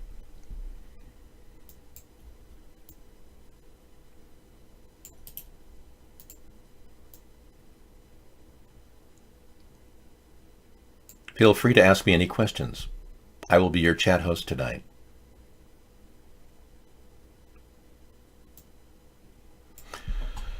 All right. Yeah, no, we're not necessarily entering into another dimension. This is we're already in it. We haven't gone very far. I'm still looking for my drones, but it's not important. The drone missile defense system that I'm proposing will be able to give our country a big, huge, secure safety net around its exterior. The entire border would be protected by these drones that would hover in the air, and they'd be solar powered for the most part. But the technology in order to develop solar powered drones, we actually have to develop a small hydrolysis device that will separate oxygen and hydrogen in the unit itself. I'm going to be able to use the liquid hydrogen to actually to get velocity up to Mach 3 or Mach 4. But mind you, Vladimir Putin is now claiming that he has Mach 27 times the speed of sound missiles in his defense system. That's very provocative of him to say that. But I'm shooting for Mach 3 with a 1 mile to 5 mile radius. So if we position these drones within 5 miles or 1 mile of each other, depending on how many drones we have, and we make them disposable, we might be actually building a huge safety net around our country. And none of these drones would be able to be used against our own people. They'd only be able to defend the exterior of our mapping system. This is what happens when a person sits around and pontificates the world, Now, I have never done this. I'm not a vaporizer like this, but when you're thinking about ways of protecting the world, you gotta admit, life's sweet. I just don't know how to get off on this better idea. Just kidding. But no, seriously, if you are of the belief that we could have a drone system that can defend our country, that'd be great. Otherwise, you're one of those people that think that, well, we should just get rid of technology. Kind of like Ted Kaczynski when he wrote his narrative in the New York Times, 27-page or some odd narrative about how science was going to destroy us. Well, yeah, but the problem is if we don't pursue robotics and we don't pursue AI systems, China will. Russia will.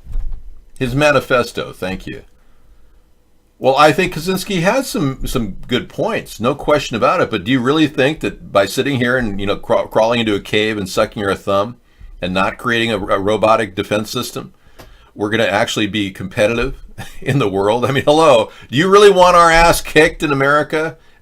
Bend over, America, grab your ankles, and prepare to turn a cheek, because you will get your ass kicked by anybody out there who's jealous of what we have. So we as a nation have to think about our security. Now, I've talked about how this unit, the drone missile defense system, can be hardwired virtually. The AI system can be, within its own memory system, controlled by the parameters of its thinking ability. And if it's unable to communicate with other drones and flies within a perimeter that can only check an oblique object from a distance, we would have the ability to control these, and they would never get out of control. We could hardwire the mapping system for just the country it's defending. David, are you AI? I am not AI.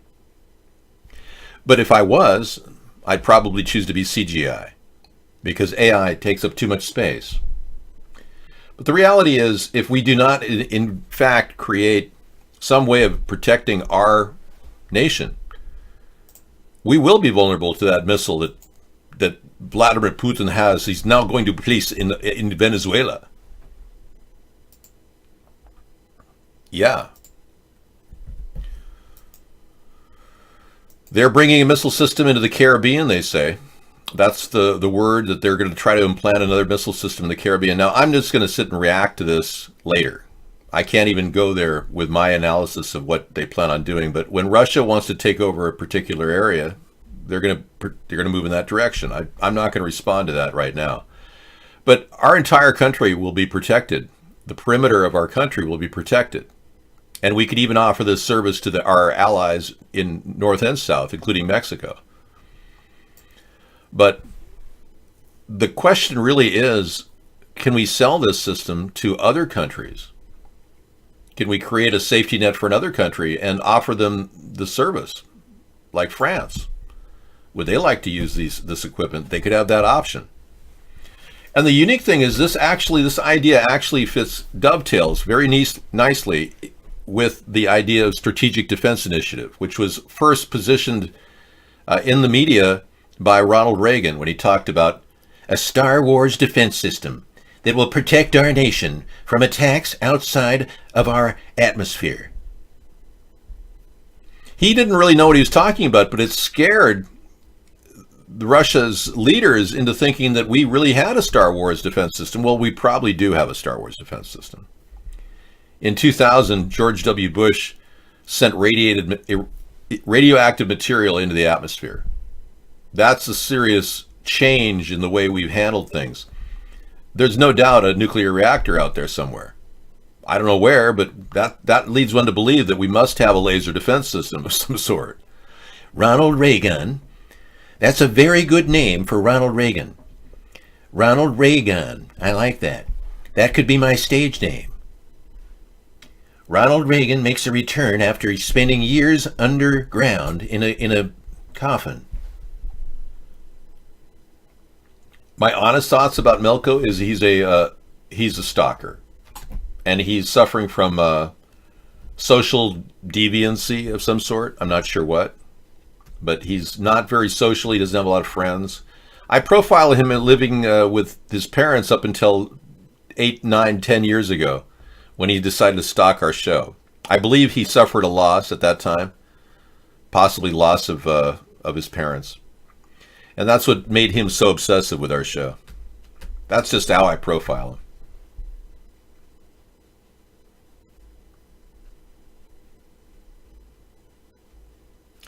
You ain't going to be here within 60 years. What do you mean? I am not planning on leaving this site in 60 years. I'll be here.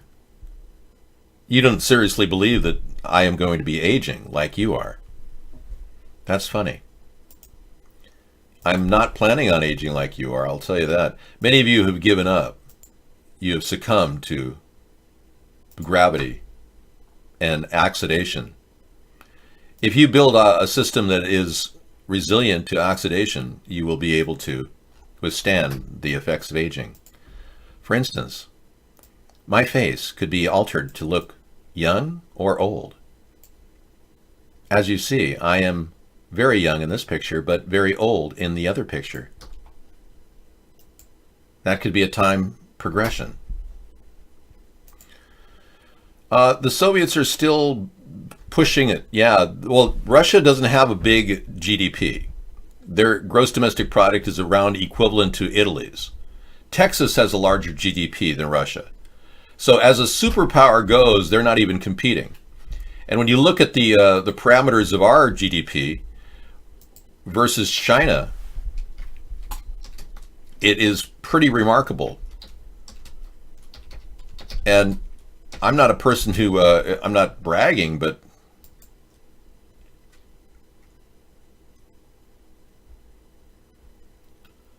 the US GDP is much larger than China.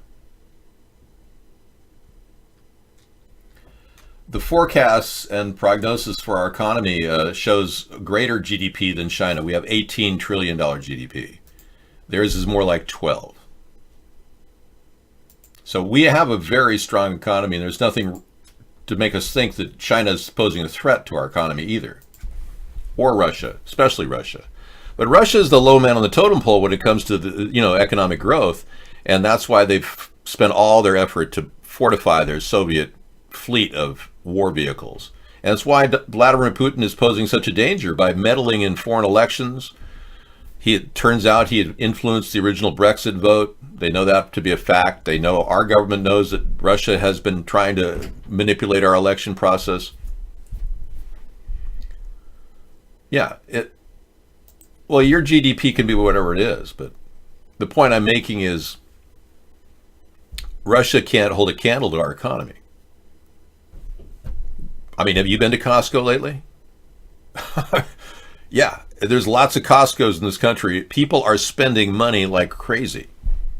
They walk out of there with basketfuls. They drop $300-400 on food. And that's a vibrant economy. Our service economy's, bar none, the best in the world. But when you look at the overall long-term progression of this service economy and retail sector we're losing market share. Dow futures are up, but the Dow is very problematic. Today's Dow went down 22 points, but the other day it went down over 302 points. It was a rocky road today on the Dow. 24,553 minus 22. So it kind of was up and down, a lot of profit taking, a lot of losses, and then a gradual profit taking toward the end. So that's something, it's trying to find an equilibrium. It finds its equilibrium, and then people start to gain confidence and becomes bullish. But right now I would say we're living in a very marginal bearish economy.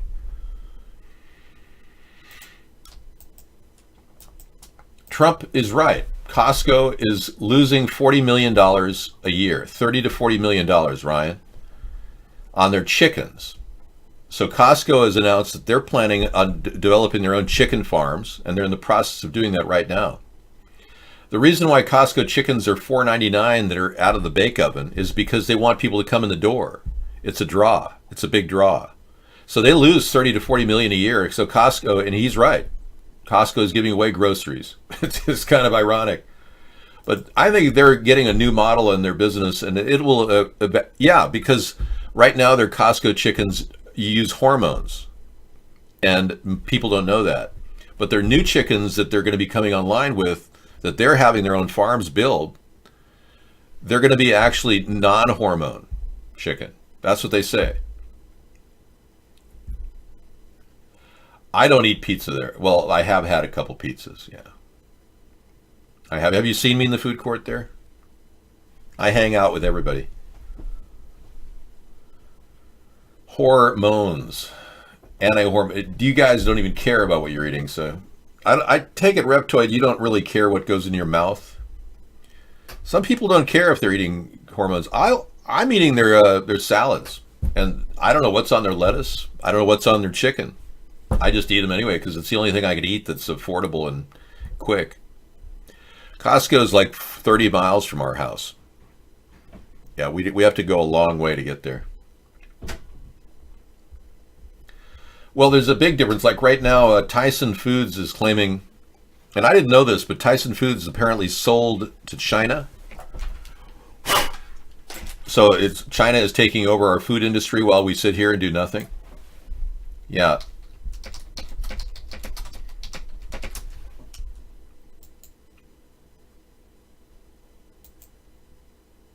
Let me see. Tyson Foods shares, this is April of last year, dropped the most in 17 months on China's retaliatory tariffs. So I guess I'm wrong. Somebody told me Tyson was bought out. Huh. Maybe they aren't. I'm still researching this, but Smith Foods, the pork provider, is owned by China. But Tyson is making products. They don't use hormones in a lot of their chicken, but they use injectables in the eggs themselves. So they're claiming they're not using hormones on the chickens. They're actually injecting the eggs. So the eggs get a start in life to fight dangerous disease that affect chickens. I don't travel at any specific time with the security force. I go incognito. I have a whole setup where people can't even tell it's me. Yeah, I put on a, like it's a different look. Like you wouldn't, when you see me in traffic, you'll think that, oh, I don't even know who this guy is.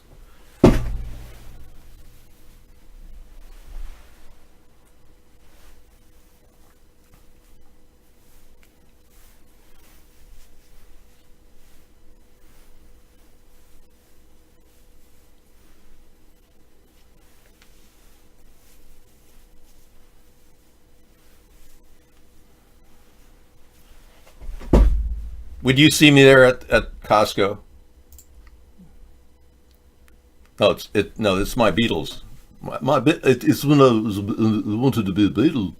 I was trying to was Liverpool looking. No, seriously, I mean, would you?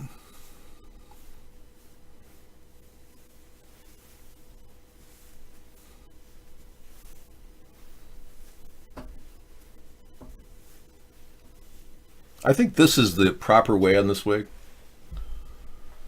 You wouldn't be able to know me. Hey there, buddy. Yeah, you wouldn't. You'd be looking at me going, "Yeah, who's this? Who's this person?" That's Elton John. Yeah. Worst wig ever. I just had compliments for this wig. Got major rave compliments last. Yes. People were. I had this wig on last night, and people were like going, "Yeah, Dave, this is great." It just, I think I have to wear it a little. I don't know. Well, surely there's another wig around here. Hang on.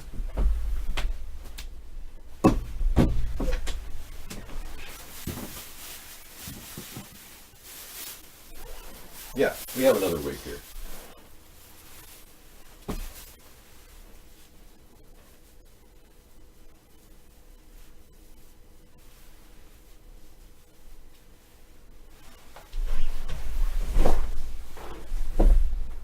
Hey, how you doing? What's happening, man? Yeah, it's Dave. Yeah, I'm the guy you met last night at the bar. Remember me? Yeah. Yeah, sure. But no, honestly, we can talk all you want about my security, but I have a very unpredictable schedule. I may go to Costco right before they're closing, just to throw everybody off. I look like the guy from Man from U.N.C.L.E. Really? The blonde guy? Okay, let's do that. We have the technology. We can make him better, stronger.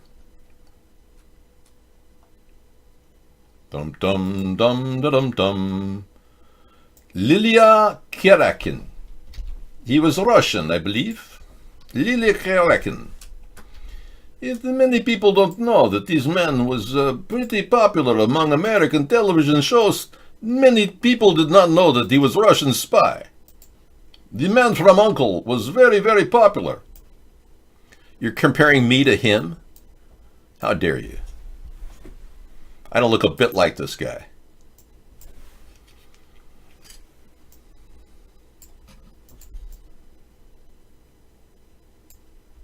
To say that I look like him is just absurd. Where's our next mission, sir? I'm more than prepared to go.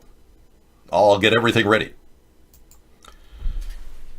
No, that's not true. He's not. He looks like shit, and so do you. Yeah, I don't know. Is that guy still living? Yes. I think he may be still living. Well, in the images of him recently. I don't know. I don't see anything. I don't think he ever lived beyond a certain date. Oh, we have picture. No. No, we don't have picture of Ilya. David, that video above, soon they will tax air on air you breathe. Really? Blue Raven's got a video about how they're going to tax us on the air we breathe. Can you believe this? the Democrats and their BS plan to turn us all into a bunch of robots? Wow. Los Angeles shadow government meeting on congestion pricing, massive communism on display. Okay. Yeah, I want to see massive communism on display tonight. We'll be looking at these Democrats down in California who want to control the air we breathe. Absolutely. We'll get on that right away. The look of love is in your eyes tonight. The look of love. No, don't send any ice cream. Ice cream will melt. That's dangerous. In fact, that's a liquid. You'd be violating U.S. postal law if you sent ice cream in the mail. Well, every single form of Marxism, capitalism, socialism, communism, all forms of economics are corrupted by greed. Marx didn't realize that there were going to be billionaires out there who think they can control the world. He never thought that when he was alive. I will put your chat on our screen. As you can see, our chat is currently being seen through the screen. Ryan Gosling's talking about ass cream and then Freudian slip. I have read Marx, Engels. I have studied every bit of literature to show that this is exactly the problem. No, Groucho Marx. I studied Groucho Marx in detail.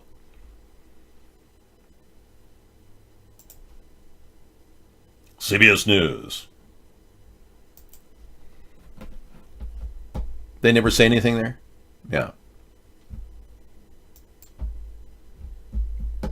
Social services programs, pensions, Medicare, SSI were adopted by capitalism from socialism. True story. You're right, Seasons. Our entire New Deal program under FDR. You know, the guy that said, the only thing you have to fear is fear itself. Well, that's frightening, just thinking about that. I think Seasons is cool to talk about this. He's welcome to type anything he wants. And don't criticize a man just because he's staying warm with his, hat on and drinking a little bit of, beer. Come on, man. I was a big supporter of Franklin Delano Roosevelt. I was, until I realized the nightmare that we have now, the bureaucracy. And I realized that after doing some research and biography that I've read of him, he actually was the only president to receive an allowance from his mom while in office. FDR got $11 a week from his mom up until, the final days. Well, thanks, man. Well, I try to look a little younger than I am because, as you know, I have to maintain this youthful appearance to counterattack the haters that are constantly thinking this is some sort of a joke, that this effort that I put in every day, day after day, is some sort of a mindless waste of time. Well, Mr. Anderson, I presume it's not a waste of time. And then the Great Society, LBJ. It's all about adding government. Even Ronald Reagan said the problem with government is government. He created more government. Complete hypocrite. We keep enlarging government. Now I actually applaud Donald Trump. Congratulations, Donald, for managing to show the world that after over 30 days of partial shutdown, this country is still functioning and people are still getting their gas in their cars and going out and buying food at the stores. There's still groceries on the shelves. Isn't that amazing? And we're realizing from this time period that we really don't need more than half of that government. And what do the Democrats do? Oh, well, we better make sure that this is a furlough and that they get paid for everything they're missing.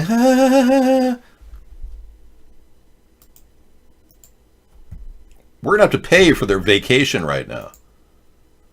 Trump is going to cost us about $5 billion, ironically, for shutting the government down. But I appreciate the fact that he's done that to show us how useless these people are. But the Democrats won't get that message. They'll keep spending wasteful money in areas that we should never have. Malcolm X warned us more than 50 years ago. This is the media, an irresponsible media. It will make the criminal look like the victim and make the victim look like he's the criminal.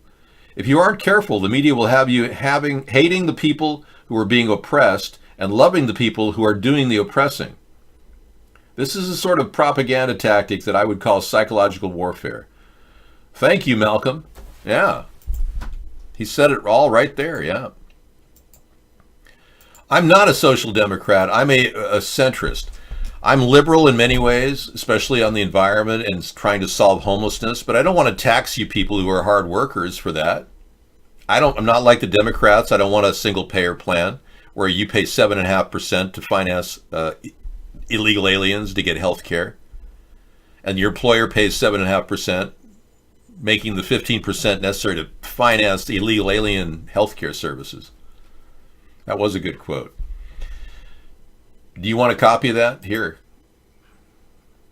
Check it out.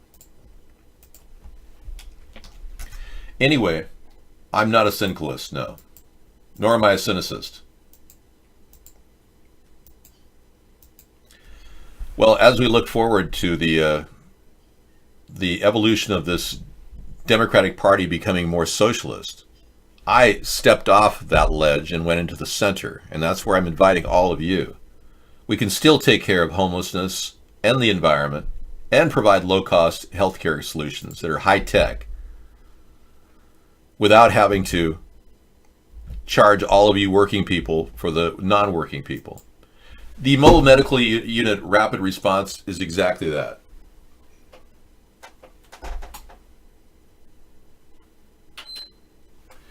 And it can provide immediate low-cost healthcare solutions for anybody who's sick. Now, if you have a lot of money and a really premium healthcare service, have your doctor come over and massage you, for all I care. But for most people, a copay of $30 is enough to go to see somebody who's a medical professional about their situation. And if you don't have any money, we'll have you waive that copay. Do you really want to do this again? Not really. Then go back. I got it. I got it covered. I I told you no think you're rest. good. She's going to give me a few more minutes and I'll be right back. Thank you, Sarah.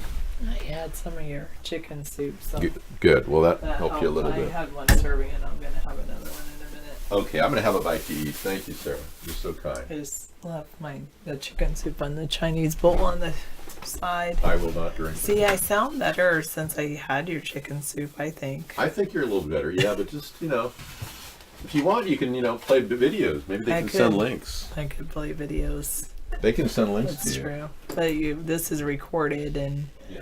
he was going to upload it to YouTube, so that might not be so great, but that's okay.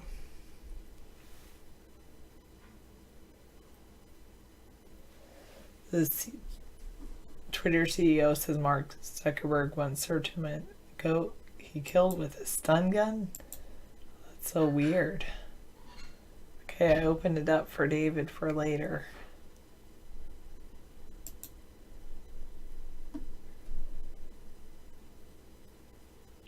Well, maybe he was confused whether it was a stun gun or a laser gun. Chicken soup helped. It was a buildup of mucus on my cords. Yeah, that's what I needed, right? Or it was that before. I think I needed to lubricate my vocal cords a little bit. I think that's what my vocal cords needed. Thanks, Silent Man. Wow. Yeah, well, I'm glad. I did take last night off because I could tell my voice was totally going. So I actually didn't really speak for 24 hours since I wasn't in here yesterday at 6:30. So yeah, I really I might have whispered. I tried to speak, but it was it would just go like that. But anyway, now I think it's good if I just keep it right here. That would be really good. Okay, I'll open that one for David as well.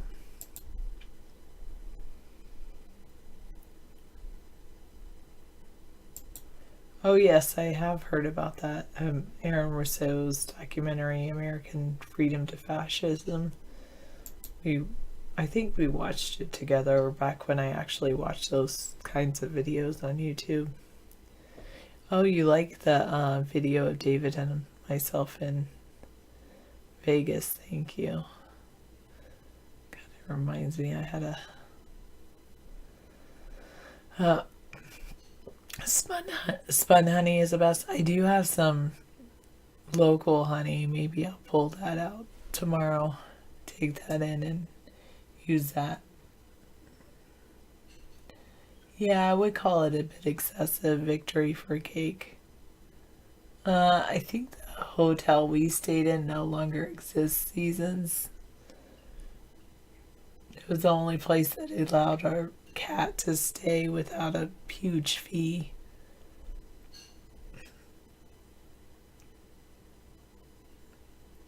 David is like sweet honey to me, misanthropy.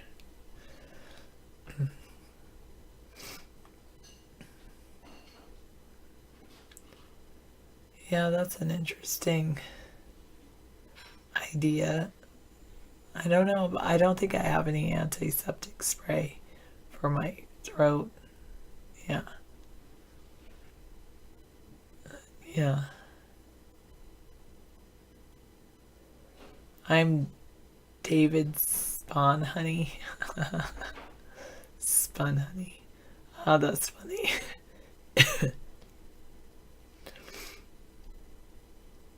That's pretty funny. Alright.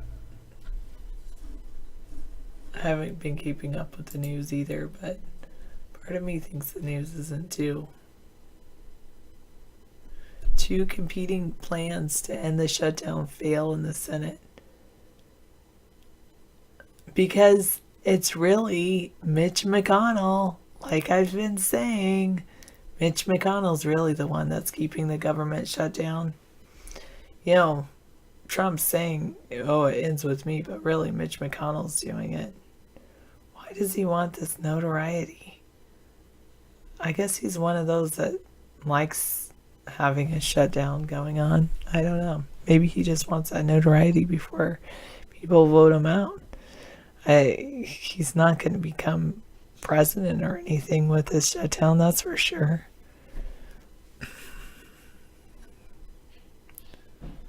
Wait, they actually voted on it? Wait, maybe I'm wrong.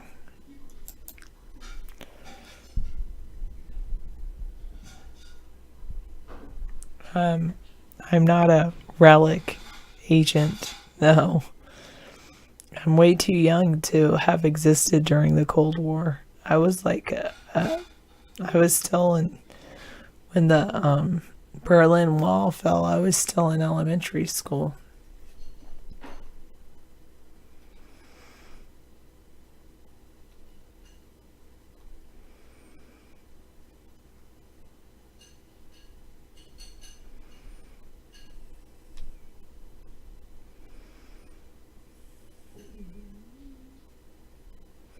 Oh, so they, never mind. So I guess I can't blame Mitch McConnell. He did let them vote, but they didn't get the 60 votes that they needed to pass. There was a Democratic plan to reopen the government without funding for his wall. And that earned more votes, ironically, in the Senate.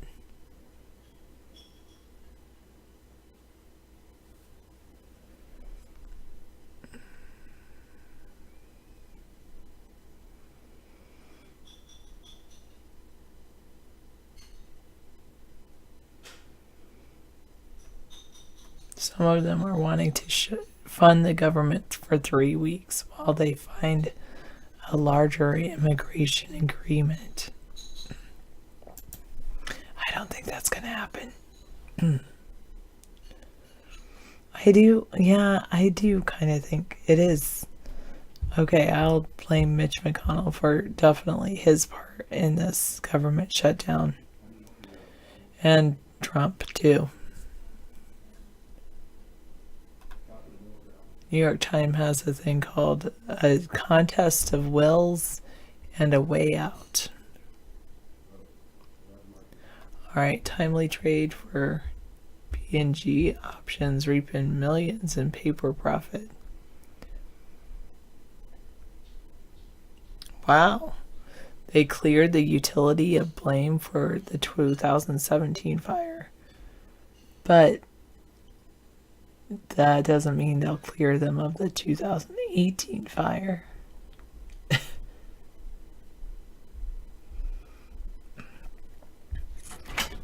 I know, right? Misanthropy. Caught in the middle. Stuck in the middle with you.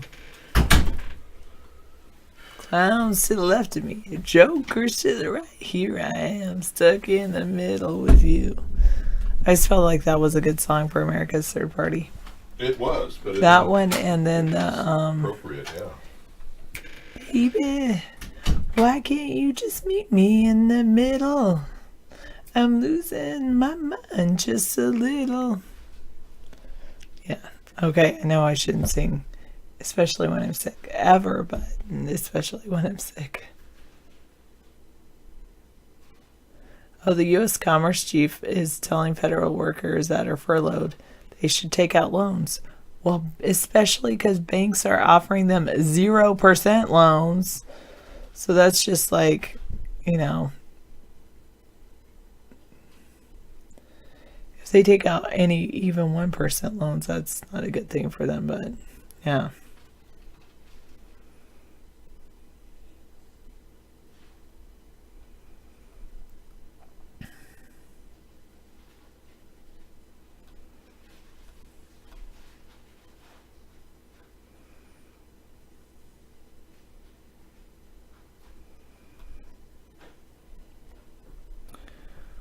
This is interesting. Yeah, I agree with you, Jim Bob. Trump has polarized the issue and he's made it impossible for Democrats to support his version. Yeah, only 35% transgender. Yeah. Latest poll says 35%. Okay.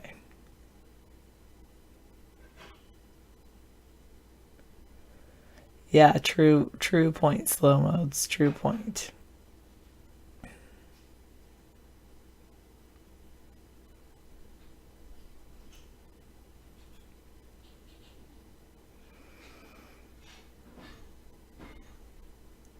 There was also an ATP bot at one point, Meta Nemesis. I think David did something to Ghost or something. I don't know why.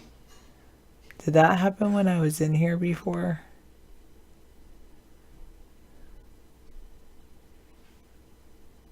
And I didn't even see what Ghost said because I'm so out of it right now. Yeah. We'll see what David says. I love this technology that, you know, the new laptop is incredible. It works great for the show. The other one didn't work as well. So, U.S. border officials finalized plans today to require asylum seekers to remain in Mexico while their cases are considered in the U.S. So they're going to start pushing asylum applicants back across the border as soon as orders become operational tomorrow.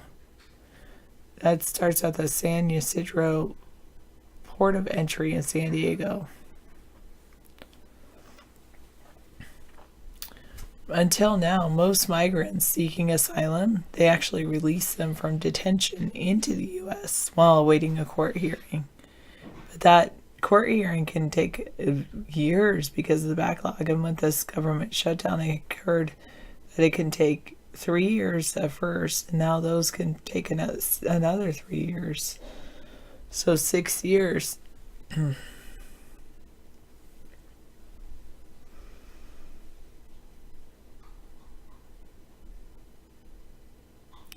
Migrant advocates say implementing this plan to have them wait in Mexico will put them at risk because it requires them to wait in Mexican border cities, which have some of the deadliest homicide rates in the world.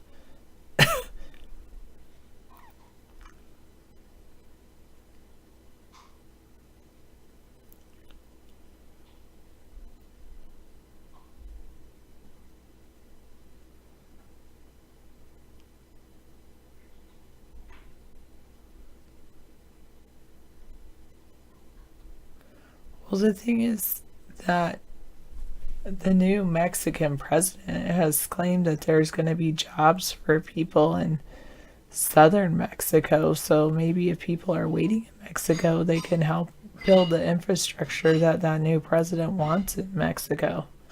Maybe they'll decide that they can just stay in Mexico rather than try to come into the United States. Yes, I do. Well, I mean, yes and no, 129. I mean,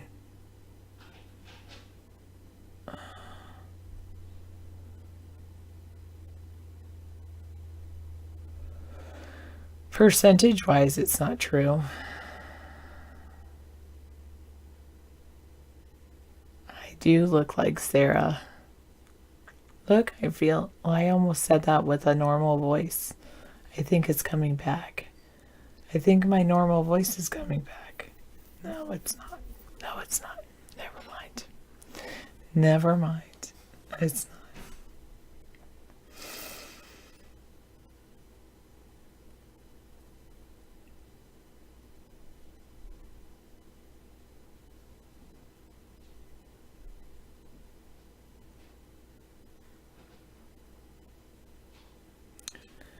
Well, too much has a point. If there weren't people hiring immigrants, then they wouldn't try to come to the United States.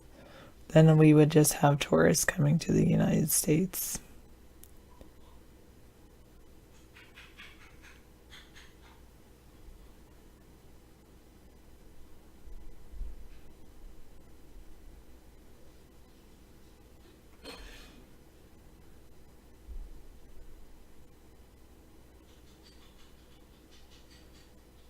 Wait, is that supposed to be 2 instead of top? I don't think the U.S. should be breaking the law. Unless the laws are immoral. I don't know about taking colloidal silver. I've never tried it. That's good. You never get sick and you're on colloidal silver. Alright, if it works for you, that's good.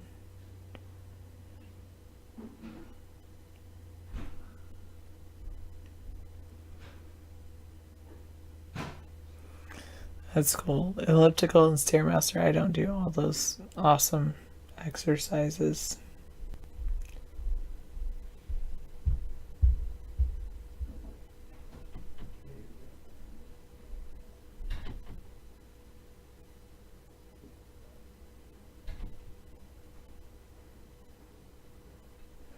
Oh, yeah.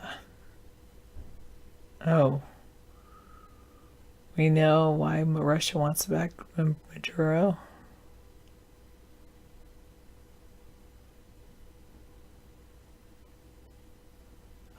They've always wanted a base in the Americas, right? Slow as well before it was Russia. It was Germany wanted a base in South America. Really pushed them back. Thanks to the woman who smashed codes, Elizabeth Friedman. She basically single-handedly, well, maybe not totally single-handed, well, pretty close to it, prevented the Germans from growing in South America.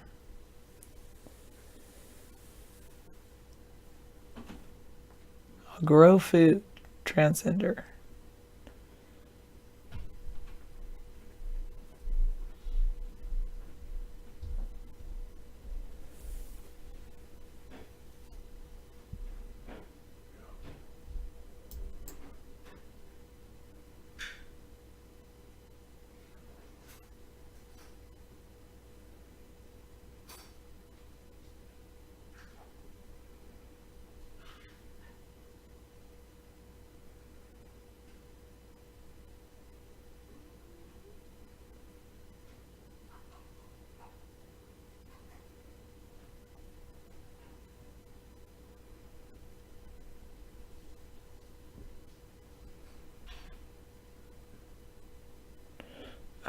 Goodness. Okay. now I'm just gonna wait because now I can feel it scratch itch in my throat before I didn't.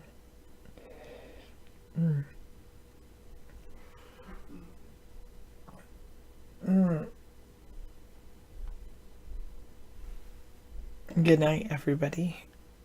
I'm going to say that early so when David comes in, he can take over.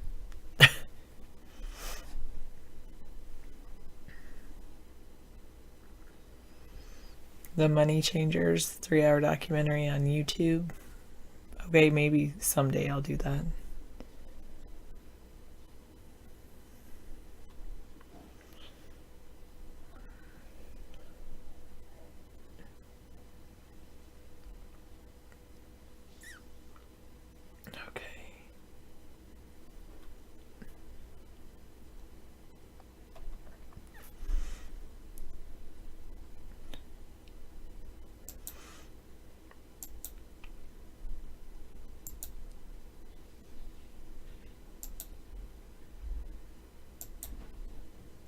Sorry, I was seeing what David had.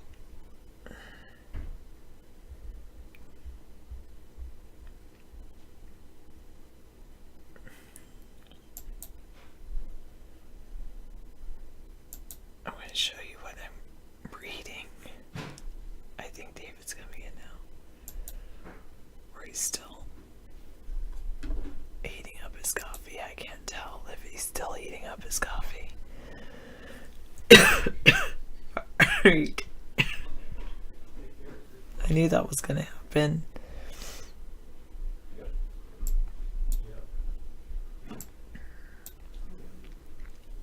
I think David's feeding Amber. That's good. Alright, this is about the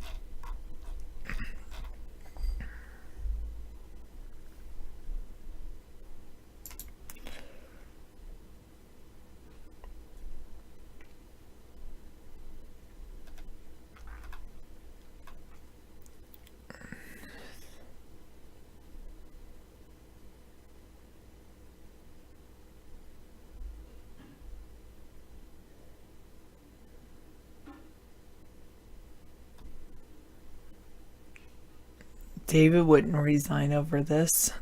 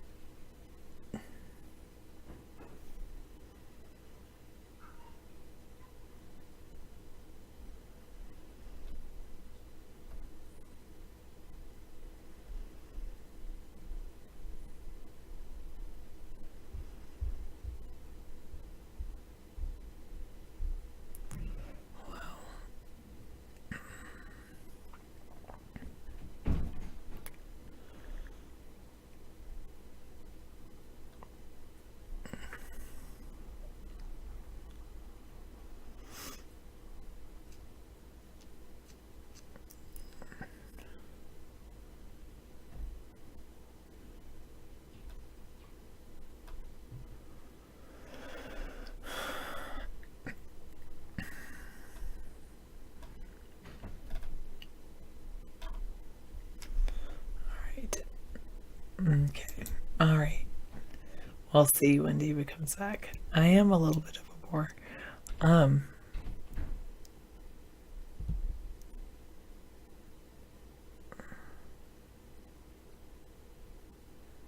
Oh, you must... But that's just because I'm not talking, but you're probably not talking about me. That's what seems to be happening in Venezuela, right, Transgender?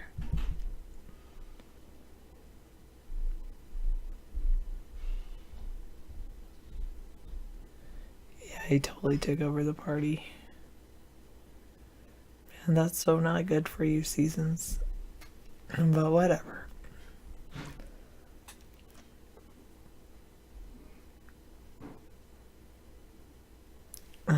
Okay. So basically, South America is having problems in Venezuela. All right. And You here's are David. set to go. Relax. Take a net. Thank you for the break. Gosh, that was great. You're awesome, Sarah. Thank you. Wow. Rest your voice and great. drink some more chicken soup or something. Yeah, that was awesome. Incredible. And for her to give me this break that I desperately need is like, it's a godsend, really. Yeah, thank you. I don't like Ocasio, no. I consider her outlandish statement that the world was going to end in 12 years to be a scare tactic. And pushing people over the brink. But bear in mind, her 70% tax on the rich is, in this day and age, it's not tenable. It's not really tenable. In fact, it hurts our country if she wants to push something like that. I personally believe that John F. Kennedy's 90% tax on the rich was one of the reasons why our country began to slow down. I mean, I'm not here to help the rich at all. I think a 10% flat tax on anything over $50,000 in the bank account would encourage people to come in and invest in our country, and we'd have a lot of foreign investors, way more than we have today.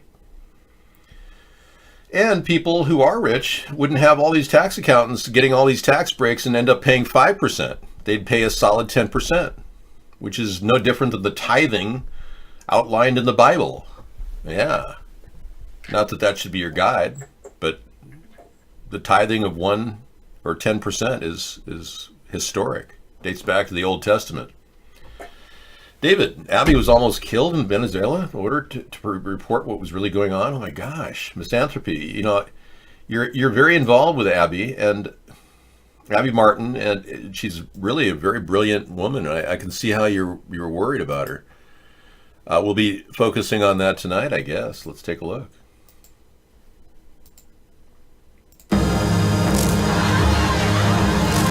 She's a in-depth person who really goes out of her way to describe what's really happening, and we're going to find out tonight in a Venezuela profile by Abby Martin of Inside Venezuela's Markets, Propaganda versus Reality.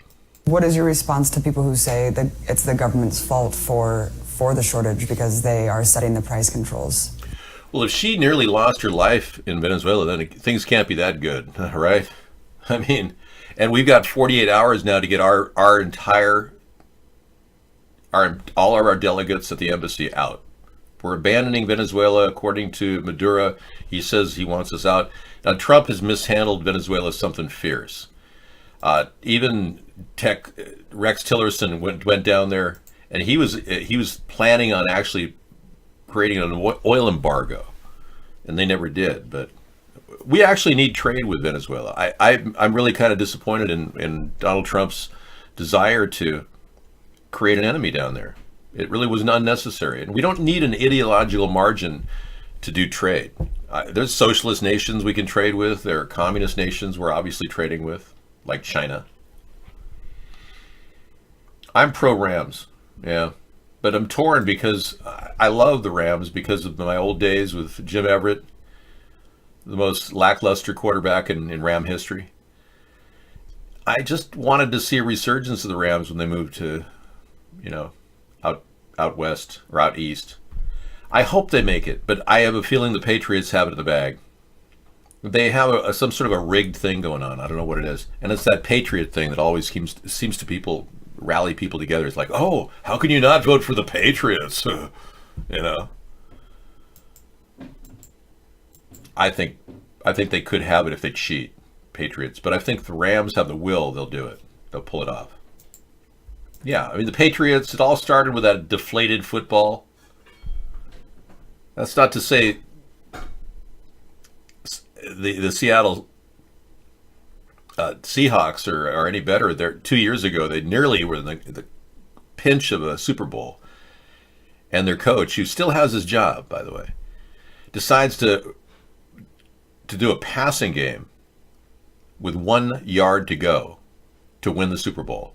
He decides to pass the ball. What coach in the world would keep his job making that decision? And he had one of the strongest running backs in Seattle history to run the ball in.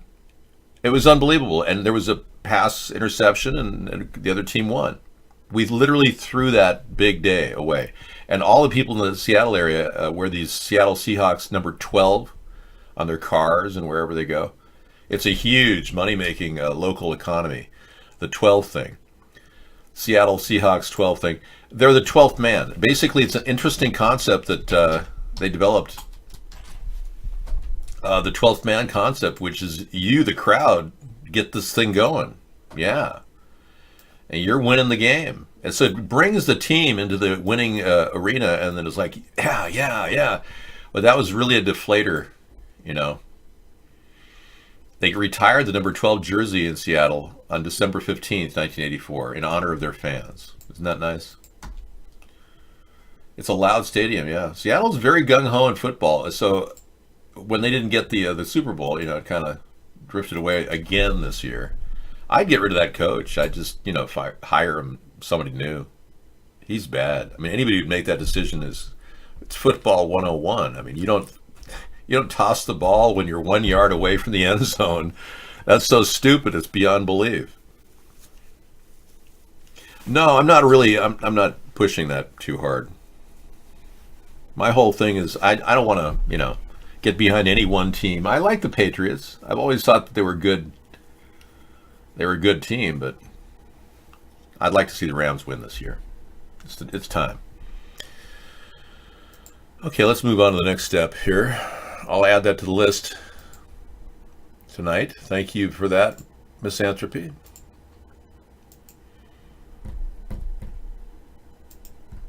Chinese lunar rover finds no evidence of American moon landings. Chlorine Gas brought us this last night, this link. Yeah. Chinese lunar rover finds no evidence of American... Look at how fake this looks. I mean, it's got to be the fakest lunar rover on Earth, and even the surface looks fake. And they actually believe that they actually went to the moon to find out that we didn't go to the moon, when even we don't believe we went to the moon. It's kind of ridiculous. And I have factual evidence to connect us not going to the moon. Yeah. Here's a picture of a liftoff that looks so fake from Apollo 17 that I can't even tell you. We have the technology. We can make it better.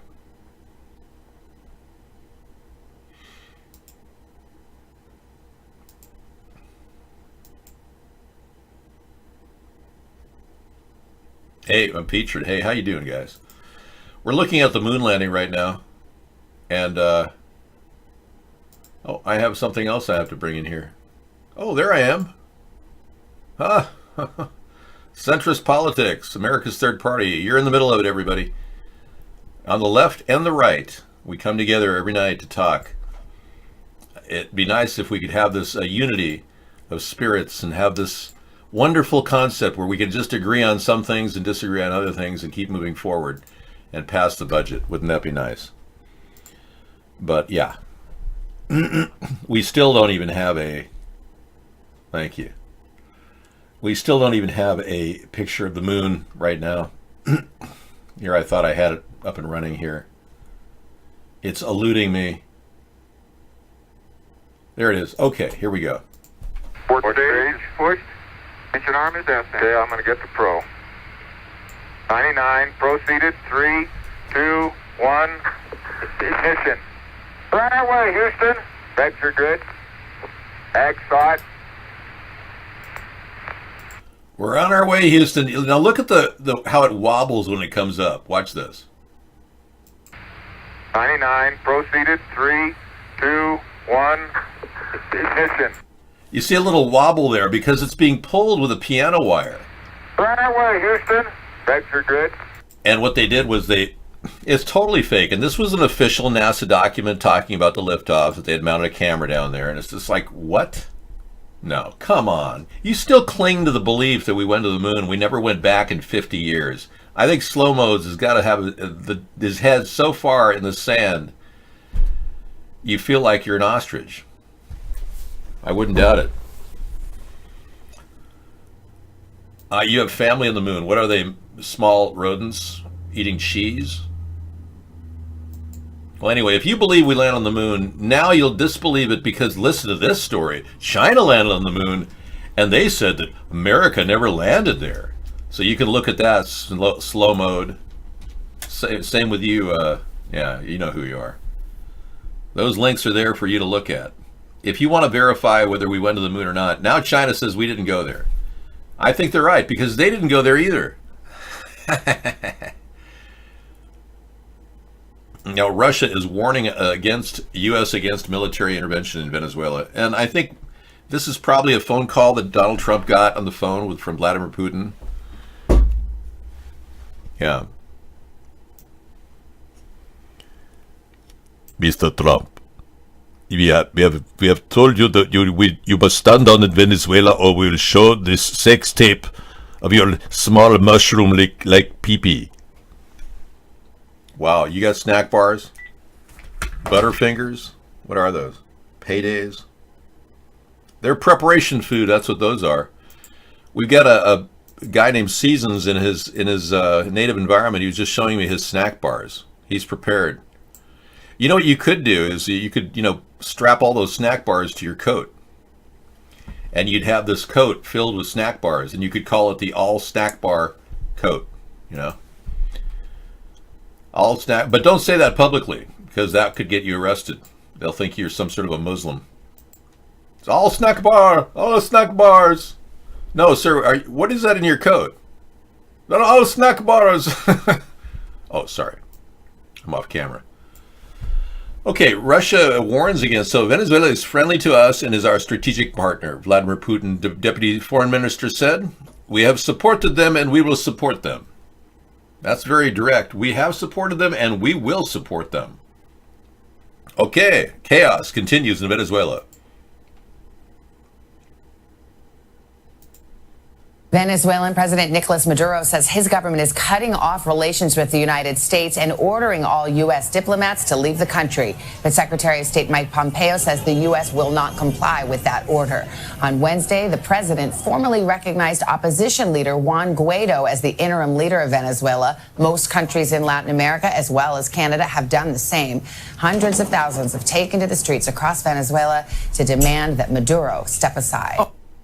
Yeah, Russia's acting like they own Venezuela. We own this Venezuela. This morning we are learning more about the alleged kidnapper. On his Facebook page, Victor Pena describes himself as very romantic, and he invites young women to reach out to him.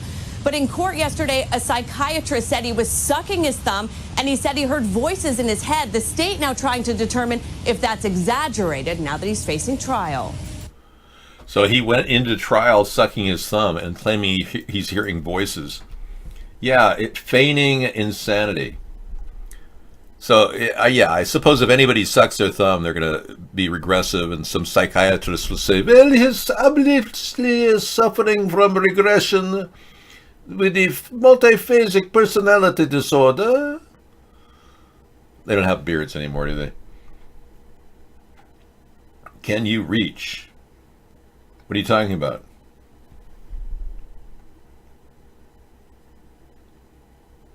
I'm a blonde Agent Smith, really. Mr. Anderson. As you can see, Mr. Anderson, I've changed my hair. I look different because I am different. I'm more than you, Mr. Anderson. I'm many more than you. I can replicate into multiple people, and I can be as many yous as I want, Mr. Anderson. You see, I am the triumvirate. You cannot stop me, Mr. Anderson. I move forward despite your resistance. Oh, sorry. Yeah. Bingo. All right, back to you in the studio. Thank you. I think we're done with that story, too. That was kind of interesting. Boston kidnapping suspect feigning psychiatric disorders. And on to the next subject. Oh, wow. I don't even know what to do with this. Anita sent us a link last night to an incredibly dark website describing Zionist sacrifices of children. Yeah, it was like Where the Missing Children Go. Watch the whole video and you will see very graphic. Yeah, it's pretty intense. They talk about killing of children. It's just absolutely heinous. There's 100,000 children go missing a year under 16. 100,000. And the parents are absolutely beside themselves with worry, have no idea what's happened to him. And the suspicion is that he's on the streets of London because he was seen in a CCTV camera film wandering around. I can't play this, actually. It's BBC. Yeah, they'll monetize it. But yeah, I watched it, and it alluded to there's no graphic pictures whatsoever, but it alluded to the idea that there's a cabal of people that are stealing children. And as you know, in America, 55,000 kids are stolen every year or missing completely. We never even know what happens to them. It's a serious number. But in Europe, it's even worse. The numbers are even higher. And it's like, is there some sort of a network of pedophile organizations that are killing children? And the answer is yes. And that's a very interesting subject that I don't think anyone should ignore in lieu of the fact that everybody should be worried. Hi, everybody. It is January 24, 2019. I'm going to be reading pretty much all of this. Open letter to legislators currently considering vaccine legislation from Dr. Tatiana. And that is what she is known as, Dr. Tatiana. You can listen to this video. I will link to it below. She is an immunologist, and she has very important things that she has written down here in her open letter in 2015. It's 2018. More and more children in between 2015 and 2018 have been killed or have had their health destroyed due to these vaccines. Please circulate this. And we will. We'll be playing this tonight in our show. Very good. Thank you for the Never Lose Truth link, Scissor Fight. Excellent. We will use that for sure. Yeah, Never Lose Truth originally started as Kafka Winston World, and then she got kicked off the internet. She's one of those YouTube survivors. Like a Plain Truth, he's a YouTube survivor. But these, and Truth Stream Media, they're YouTube survivors. There are people that keep pumping out new YouTube channels to augment the censorship. And that's part of the goal, is to keep talking about the issues. The fact is, unvaccinated children don't pose public threats. There's talk about measles being an outbreak right now. And in New York, a lot of people didn't vaccinate their kids, so there's a measles outbreak in New York, and they're claiming, it's clearly measles is not deadly. Yet they want us to think it is, so. So they found the mail. I stand here today to announce to the... Jeez. Man, she had a booming voice. Holy moly. I got to control this. A nurse has been charged after the incapacitated woman gave birth. They found the DNA of a male nurse who had apparently impregnated a comatose woman while laying in bed. Community that the hard work and dedication demonstrated by the members of this Phoenix Police Department has resulted in the arrest of the person whom we believe committed this unspeakable act when he sexually assaulted one of our most vulnerable members of our community. Through a combination of good old-fashioned police work, combing through evidence, talking to people, following up on information, combined with the marvels of DNA technology, we are able to identify and develop probable cause to arrest the suspect. And at this time, I am announcing the arrest of the suspect we believe who is responsible. He is 36-year-old Nathan Sutherland. Okay, I am going through this. I'll be looking at this later. Nathan Sutherland, what is this? I got to see this picture. Hang on. Okay, I'm adding this to my link library tonight. We'll watch the rest of it. But yeah, Nathan Sutherland.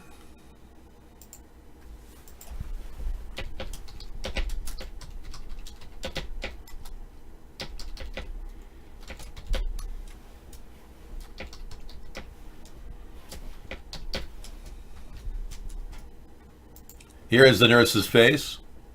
This is the man that apparently is the father of this comatose child. Comatose mother.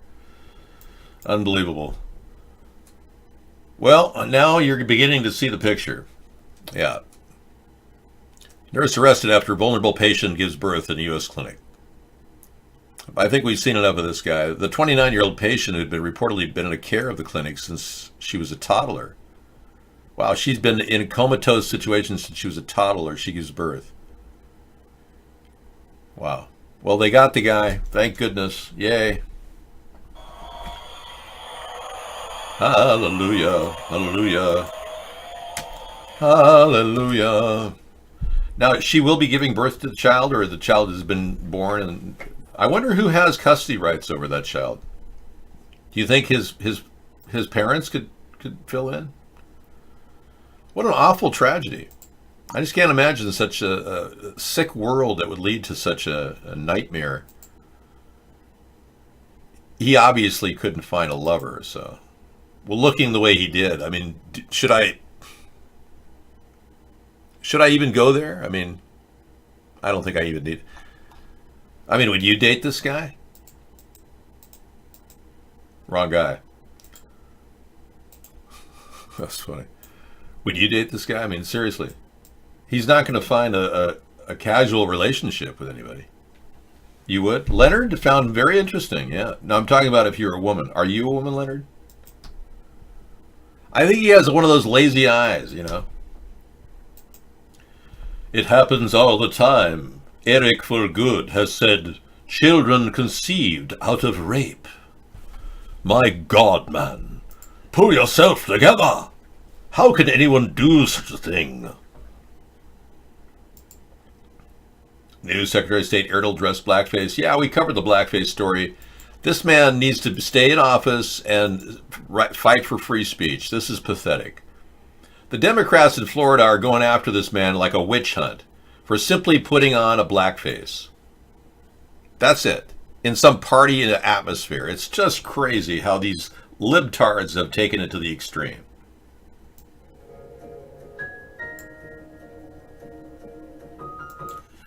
Two months later, a government official dressed in blackface is a victim of the storm. That young man has now become a state official and he is resigning.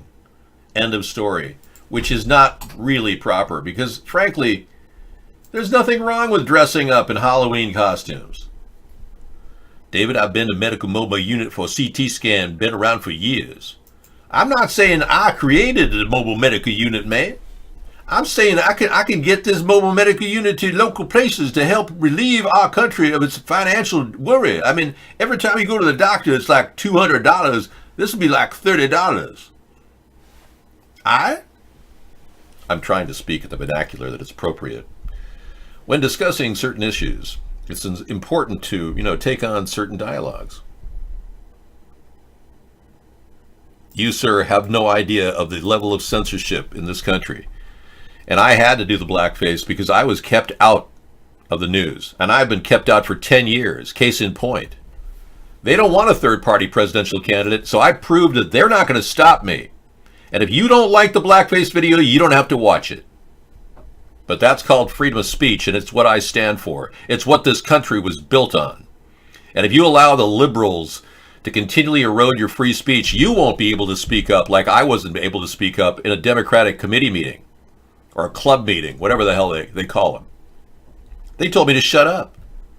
They said, yeah, you got to shut up, man. No, I'm not going to shut up. You can't tell me to shut up. Oh, yeah. That's when we started America's Third Party. So don't kid yourself. These people want to shut down everything out of everybody's mouth. They don't want to allow free speech. In fact, there is no democracy in the Democratic Party.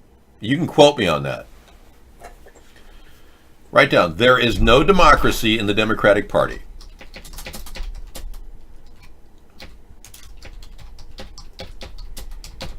It's being taken over by socialists, group collectivists who think as some sort of a group body that have no bearing on any one individual's rights. Okay, there it is. It's written in stone. End quote. David Sponheim. 124:19.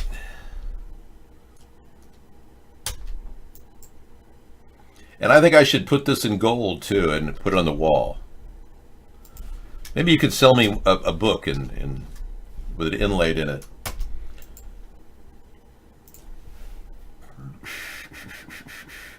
Yeah, it was just the perfect amount of tomato sauce and chili beans and salt.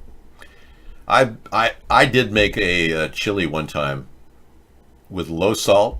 I mean, really low salt. Nobody ate it. I went into a competition. Thank you, Digital Mall Rat. I went into a competition where I was putting up my skills of cooking, and I told people how important it was to avoid toxins like pesticides and herbicides. So I created a chili that was completely organic with no meat in it. Out of natural chilies, I used poblano peppers, the best beans ever. Everything was like the best organic tomato sauce, no pesticides. Nobody ate it. It was even low salt. Not one person ate it. It was a chili cook-off for liberal Jews. Yeah, and I wasn't there because I'm not a Jew. But yeah, it was a Shabbat the guy I knew who eventually moved to Israel had, and I wasn't invited to the Shabbat because I'm not Jewish, of course. And I said, hey, well, I'll just throw my chili in and see what you like. They didn't eat a single bit of it. The guy threw it out, tossed the whole thing. Made me want to puke. Because I was testing my cooking skills. Why wouldn't I? I mean, you know, I don't go to Shabbats because I'm not Jewish. But maybe you do. And I don't spite you for that. That's perfectly okay. Whatever you do to make yourself feel less verklempt. They aren't very tolerant, misanthropy. The Democrats are collectivists who want to put you all in a cage and tag you, bag and tag you with an RFID chip. They could care less about a New World Order. The Democrats are one of the instruments of the New World Order, but so is Donald Trump. Eroding our relations, making our national boundaries seem less important, and then fighting for a fence, which is my idea. You know, we have an opportunity right now to open a door of peace to Europe. But Donald hates NATO, when he should really be turning on the UN, because the UN is the arm of the New World Order, not NATO. NATO is our strong ally against an overtaking authority, even the New World Order. So by turning our back against our European trading partners like Donald has, he's put our nation at risk. So I'm glad that the Congress right now has overwhelmingly ruled that we will never get out of NATO. We will stay in NATO forever and ever. Yes. Let me see if I have that. There it is. The House vote 2 days ago was established 377 of our House, 357 to 22, to bar Trump from exiting NATO. And there are 22 lawmakers who opposed it among the Republicans.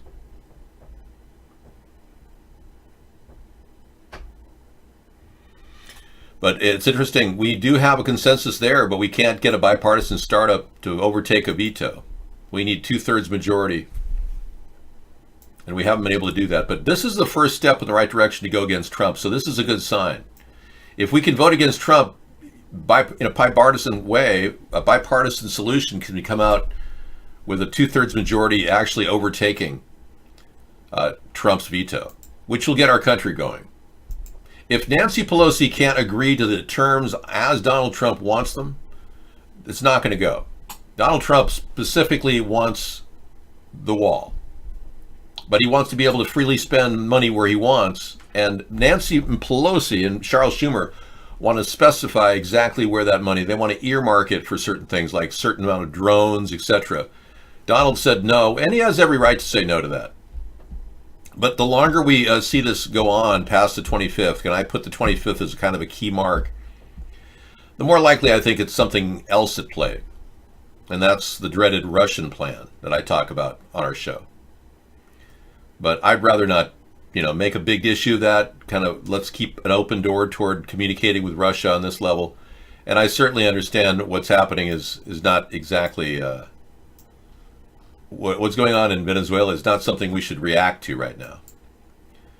And I don't think Donald will react. I think he's going to get a phone call from Putin saying, We want you out of the Venezuela. We do not want anyone to be near there. yeah. So they've got something planned. They're going to build up a base down there. And they're also planning a base in the Caribbean. So that's the problem. But we'll have drones positioned all around the country to protect us. Don't worry. But the reason why I've kept the mobile medical unit on the screen is we really need an alternative to our healthcare solution that is lower cost than what we are getting right now. Because right now, the Democrats, Republicans are encouraging a healthcare system that is hugely profit-oriented. And they make money off of every one of us. And everything you've ever saved will be sucked dry when you get sick. That's the problem. They're going to take everything we've got. If any of you get sick, they will bankrupt your entire family and take everything you've got. I want to stand for something that's low cost, like a mobile medical unit system. There's no way that this could get out of control financially if we manage it at the Veterans Hospital, for instance. Now, Donald wants to convert the Veterans Administration and the medical facility there to private carriers. He wants private organizations to manage these facilities. We already have an incredibly huge ripoff with the VA as it is, and we're not getting our money's worth. He's going to make it even worse by creating a private sector control over the VA. I would go in the opposite direction and make this a public health solution and expand it to everybody. Men, women, children, aliens, citizens, it wouldn't matter. All human beings. So the Trump administration is drafting the National Emergency Declaration according to this. Okay. Identified $7 billion for the wall. Right. This is the next move Donald will do if he chooses to. The White House is... Mitch McConnell's meeting with Chuck Schumer and see if they'll have to see what happens. They're meeting to see if they can work out something, maybe on a temporary basis where we start. But we have a lot of alternatives. There are a lot of people that want this to happen. Well, it depends what the agreement is. I mean, yeah, but if they come to a reasonable agreement, I would support it. Even if there's no wall, or does it have to have I only look. I have other alternatives if I have to, and I'll use those alternatives if I have to. And we want to go through the system. Why did you decide to agree to Nancy Pelosi then? Well, it's really her choice. I mean, I would have done it in a different location, but I think that would be very disrespectful to the State of the Union to pick some other place. I could have done it. I could have gone to a big auditorium and gotten 25,000 people in one day, and you've been there many times. But I think that would be very disrespectful to the State of the Union. So what she said, I thought was actually reasonable. We'll have the State of the Union when the shutdown is over. Where do you think that's going to be? That I can't tell you. But we have a lot of alternatives, but we need border security. Okay, so this is very likely the... you think the president is being... This is very likely the high road. I know you didn't hear that very well. Sorry about that. But yeah, it's the high road he's taking, and he's taking a big move by, agreeing with Nancy Pelosi. It's a good move, actually. I think this is good. And agreeing not to do the State of the Union makes sense. So, yeah. Schwarzenegger, Arnold encountered a lot of resistance from the Democrats. At one point, Arnold Schwarzenegger wanted to, cut the salaries of the legislators, have them work on a voluntary basis. I think that's one of the best ideas I've ever heard for states to run, because we're running out of money to finance state legislators. They're spending money to borrow money just to keep themselves in office, just to get reelected. You'd be surprised how much of our government debt is attributed to government officials trying to get cronies, special perks and contracts, extending our debt simply because they want to get reelected. A lot of the waste in our government is attributed to that. And that's something a third-party candidate could definitely challenge, because I'm not connected to financial ties to big corporations, nor will I. I have no financial personal interest in this at all. In fact, I doubt seriously, this is such a dangerous thing, running for office, that I doubt seriously that anyone could ever think that I'm going to actually walk out of this with my everything intact. I mean, the likelihood of me being assassinated is huge. Why would I care about personal gain? Donald Trump, however, has reached the kind of the pinnacle in his life where he thinks he's got it all covered. And he managed to get to that point in his life where he wanted to be president, more like to put a feather in his hat. And one of the reasons why he kept going to that position where he wanted to be president was not to help the country, because he hasn't helped homelessness at all. He hasn't helped the environment at all. He has done nothing to advance us technologically to the point where we've got our own production centers and we're shipping across the globe to countries that want our product, whatever it is. Widget number 1, 2, or 3.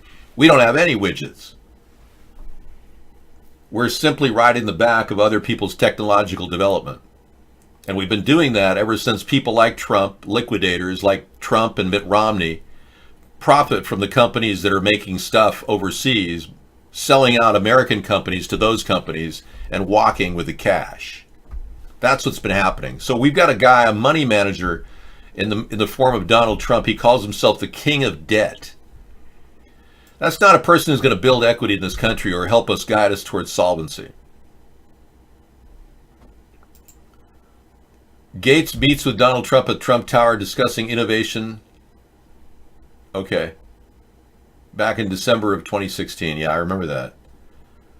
Okay, he met with Bill Gates. That's nice. But we haven't seen any progress in that department.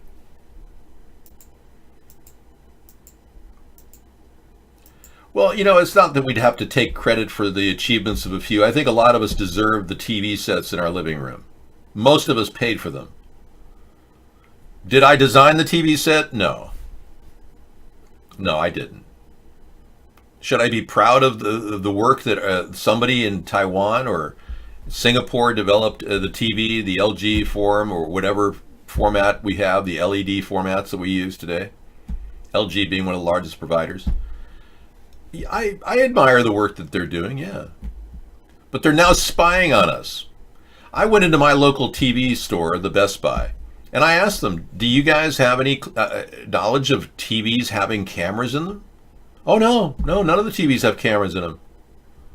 Really? Well, how can they connect? Don't they connect with the Alexa system? Apparently, someone has discovered there are cameras embedded in the pixels of the TV. That while the TV is putting out a bright light in your face, it can actually be watching you from the pixels. Does it look like my real hair? Of course it's not. Jeez. I had you fooled there, didn't I, though?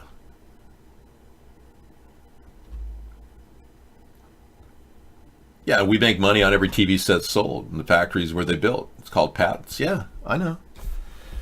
But again, we're leeching off of their technological development. We're not developing new technologies that we can actually be proud of. So I'm looking at a brand new technology that if we formulate this plan, we will be able to export these overseas and make a profit.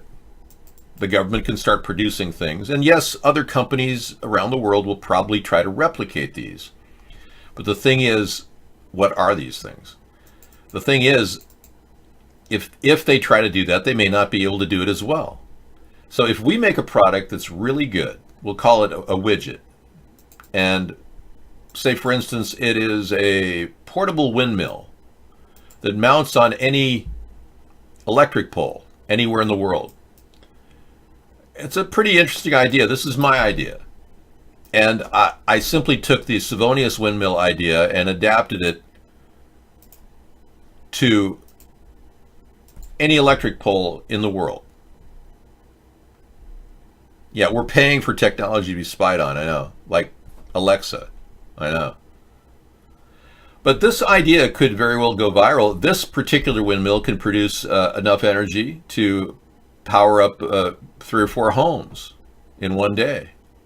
Yeah. And the idea is to have this as a backbone to our system. We have 1 million or more electric poles in this country. If we retrofitted them all with these electric hybridized parasitic windmill systems that actually suck wind up and then put it into power, these things are kinetic generators that could veritably survive an an EMP, an electromagnetic pulse attack, and give us the backbone of energy we need in the event of a disaster. This, if replicated, could also be sold overseas, and we could make $200-300 or maybe $400 or $500 on these units if we mass produce them. We can build these things and put them up there and get jobs and all this. This is what I'm talking about. We have none of that in America. We have no welders being trained right now to work on our own bridges.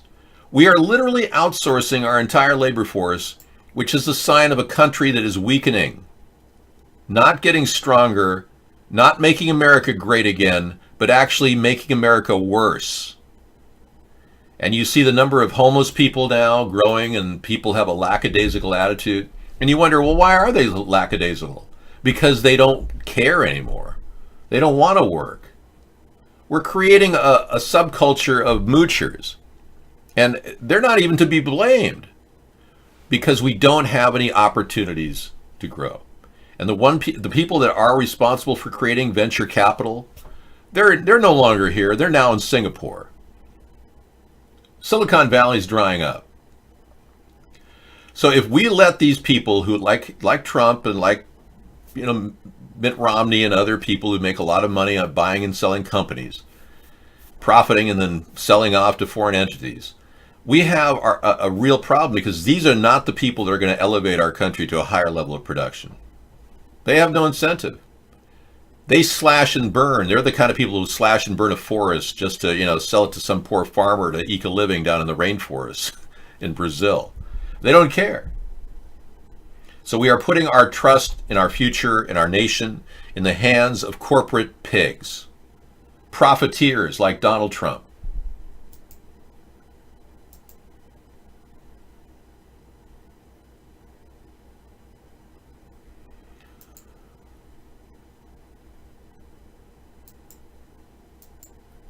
We're not growing. I talked to Bill Rogers of the Idaho National Laboratories, the director, and he told me that there are a lot of things that are being held back politically. And that venture capitalists oftentimes don't have the will to do things that are bigger than life, like creating windmills like that, or creating a hybrid car that can go 0 to 60 and get 100 miles per gallon and cost $15,000. Why don't we have a car like that? Sarah and I bought cars, identical cars, pretty much. We wanted to buy this, the XL1, made by Volkswagen. Trump is actually hurting our relationship with Volkswagen. He's kind of making it very difficult for Volkswagen to operate in the United States. But Sarah and I bought, that car gets 200 miles per gallon. Isn't that amazing? The XL1. Truly. I'm in the wrong section. Yeah, Sarah and I bought this Honda Insights. Here they are. And they are really cool cars. And she has one, I have one. They're from 2000. And they're still very viable. They get 55 miles per gallon. But a car like that could easily get 100 miles per gallon. If it had fused the technology of Toyota's regenerative braking with the technology of the integrated motor assist that is in that car right there. So when this car goes down hills, it charges a battery. When it goes up hills, the engine, the 3-cylinder engine, has a little assist from the 5 horsepower engine, electric engine, which happens to be the generator. So the generator converts to an electric engine going up. It's brilliant, and that's the integrated motor assist, but it doesn't have regenerative braking on any of the wheels. So if we combined regenerative braking with this vehicle and put a 15 horsepower electric engine in there, this thing would fly at 100 miles per gallon, no problem. But then there's this other factor that gas burns very high efficiently, but we're not using gas efficiently. Gas is the best form of energy we have, portable energy, but we're not using it efficiently. There have been more than 200 patents out there to make better use of gas. Oxygen separators can even make oxygen and hydrogen operate an engine from water. We can actually go off of gas completely and go to the water engine. This one uses, I believe, diesel. 1 gallon of diesel will go 200 miles. Now, that's phenomenal, what they've done. But there are people that are developing water engines still to this day and show great promise, but our government doesn't want to get behind it. We don't want to create a water engine. If we did, we'd pretty much topple OPEC. Oh, wow. Imagine that. Toppling OPEC. Well, when you think about it, why not develop a water engine? Something's not right with the Martin Luther King murder assassination. 153 News has a story of analysis of James Earl Ray, I'm assuming. Yeah, we just talked about that the other day. Even Martin Luther King's family doesn't believe that James Earl Ray killed their father. Yo, what's up everybody? It's me, Henry from Death to Life. You guys are here for another break. You know who was at this location at this, it was a cheap, dingy hotel that Martin Luther King stayed at when he was shot. They say he used to go there because he liked to be around white prostitutes, but that was the rumor. But anyway, this Jesse Jackson was at this location that day. He must have been a witness to something, but I don't know. We will probably never know because Jesse Jackson is suffering from Parkinson's disease right now. He's struggling. He kind of like Muhammad Ali.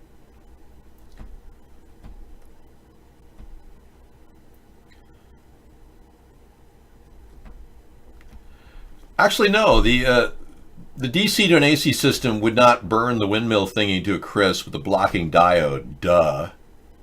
Do you know anything about electronics? It seems like you're completely lost. Wow. Anyway, the conversion from DC to AC can be managed. This is part of the technology that we could develop to sell this product. The electrolysis process involved in making water engine work uses more energy to make the fuel than the fuel it can use for its own purpose. No, that was debunked. No. They actually discovered a way in which they used pressure. By pressurizing the water, you can get a tremendous amount of electricity out of it. In fact, if you study fuel cell technology, you'll know that pressurized water is posing the greatest hope for battery cell longevity. Yeah, fuel cell technologies are the brand new form of storing energy. You know, I would say within 50 years, we'll be storing a lot of our electricity in hydrogen, and I welcome that idea. But right now, we're stuck with gas, so let's just talk about gas and diesel, because I really support the idea of using gas and diesel to its fullest. And I love our infrastructure. I think it's great. I don't want to in any way replace what we have today. And I'd like to see a slow process of segueing to electric cars, but not something like Democrats are forcing in California, where they want to have all cars in California electric. That's ridiculous. We're dealing with zealots in the Democratic Party. We've got to minimize our zealous behavior.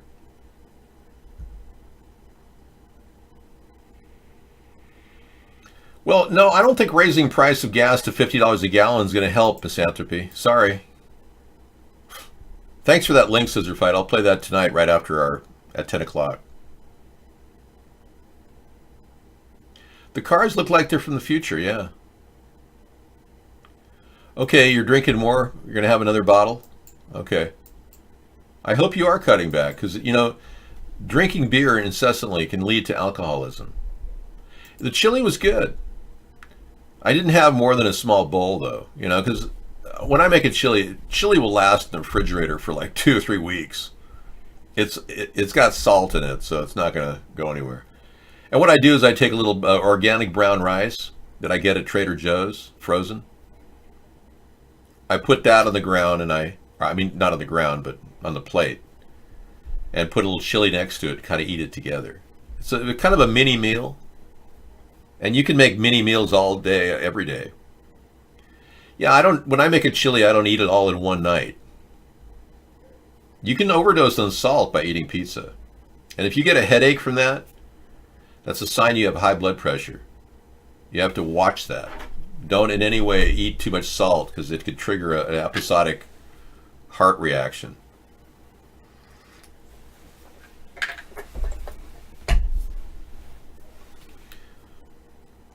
No, they've already studied the water dynamics. I think what you're lost in is the fact that you don't know that there are 200 patents that have been suppressed.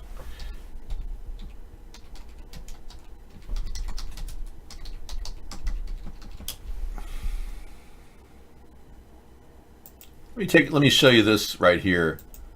I'll give you a link. You can spend the night reading this, both of you. You hardcore denialists. The debunkers are in the room, everybody. But these are just a few of the patents that have been suppressed.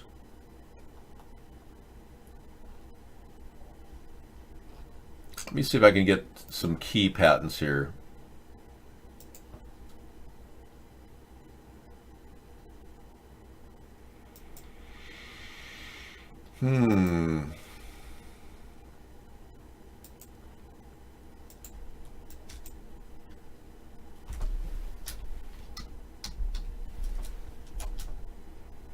No, I don't have that file here. Let me go to my backup system.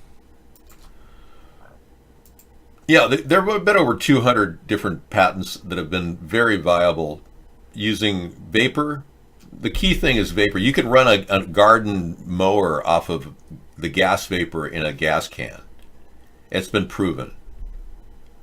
And vapor itself has a tremendous amount of energy stored up in it. Every single molecule of gas is a potential piston lift. It could easily blow out a piston. Essentially, 85% of the gas going into our tank is going out our muffler, when it could be utilized much more efficiently. There was a guy named Smiley in the early 80s who developed a vapor cartridge gas delivery system. And he had a rotary, kind of like a slideshow where he just dropped a slide into each category. Whenever the car needed it, it just pulled the vapor out. Fantastic. He got 200 miles per gallon. No problem. So many of you who haven't figured this out actually still believe the old line that, no, we're getting the most efficiency we can out of gasoline. Well, that's not the case at all. That's far from the case.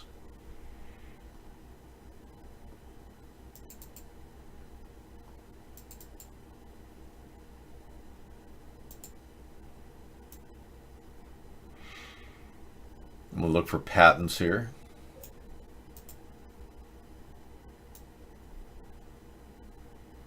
Suppressed patent, yes, suppressed patents and other inventions.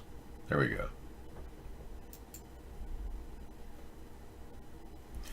Amazing location, energy, technology, super carburetors, super mileage fuel systems, all these things. The most lucrative, best way to actually get things to work right. All have been bought, patents have been suppressed.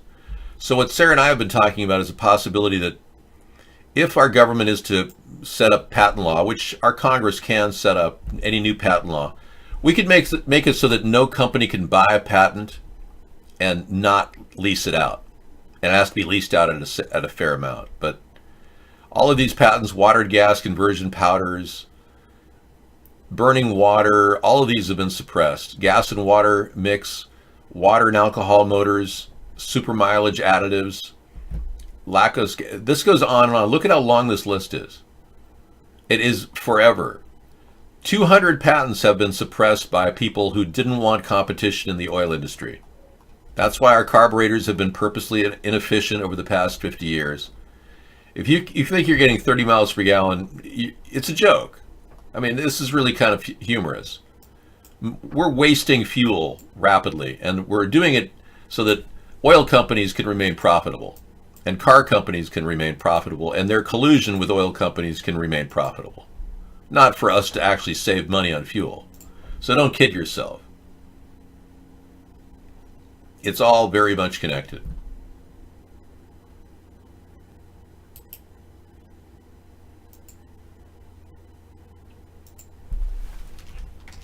Let me see if I can get a link to so you can look at this online.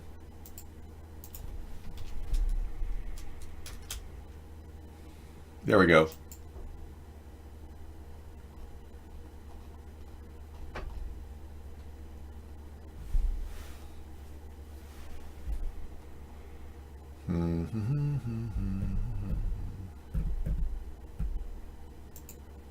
It's number 43 in the list. Here it is. Check it out and get back to me, okay? Get some reading under your belt before you start mouthing off and acting like everything is your way or the highway. Well, I'm anxious to grow in the efficient hydrogen realm too. But don't kid yourself. People will replicate these designs. Busy says they're going to take it. They'll take our ideas. Yes, of course they will. That's what they do. They take ideas. But we can produce things that will solve the world's problems, or at least our problems in America. It turns out that our own Army Corps of Engineers is developing rollout solar panels. Isn't this amazing? Why wouldn't we want to just produce these on a regular basis for national distribution? Why wouldn't the Army not want to produce a product? I mean, if the Army could get a return on investment from these things and they start making these things, why don't we have the Army making solar panels? Duh. Why are we waiting for companies like Solyndra to suck us dry like Obama gave them? $530 million we never recouped. No, China's not colluding to keep tech free. China's actually taking tech faster than we can hold on to it. Apple just lost their entire smartphone technology to China. Believe it or not, in an agreement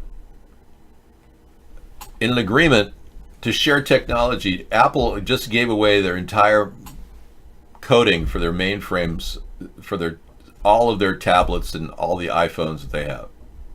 Isn't that amazing? And now China says that they can produce those products 1/8 cost of the cost of Apple is facing. So now Apple just orchestrated their own version of IBM. Remember when Apple took over IBM? Well, now Apple is the new IBM, and they're going to be taken over with clones of their own iPhones all over the world. And China is ramping up production, and they're going to be pushing iPhones strike-offs all over the world now. And Apple did this as a shared technology move to work with China. Well, that's backfiring. It turns out that China is extremely upset at the arrest of Meng, the CFO of Huawei Communications. The companies that do 5G in China are now extremely concerned that she's been taken out or she's been charged and she's out on $10 million in bail right now. They are livid. China is livid. Trump isn't responding to them right now. He's instead negotiating a meeting with North Korea through his Russian contacts.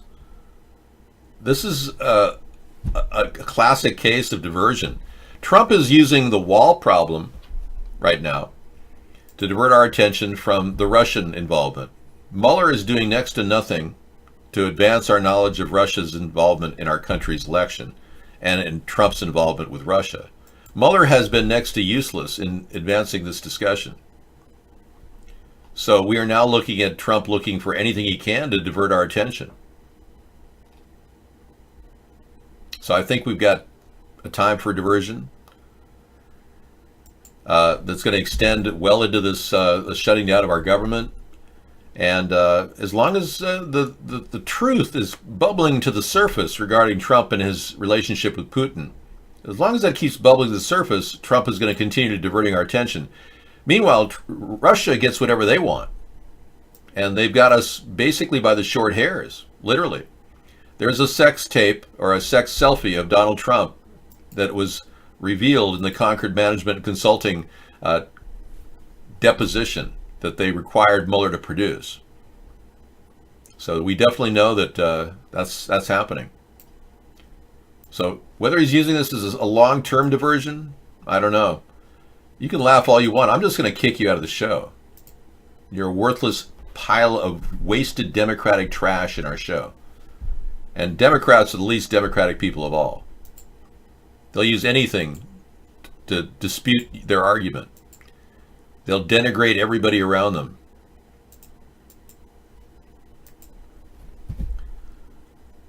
I don't need to teach you about cognitive dissonance. You're living a world of cognitive dissonance.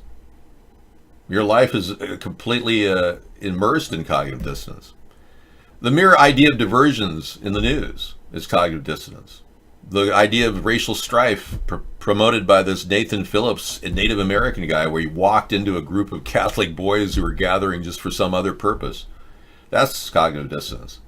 You're all around. You're seeing it all around.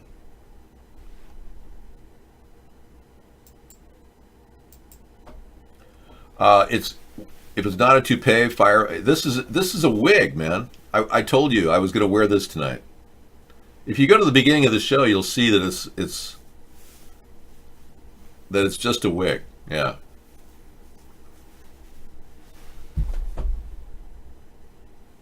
Yeah, I think it's kind of cool.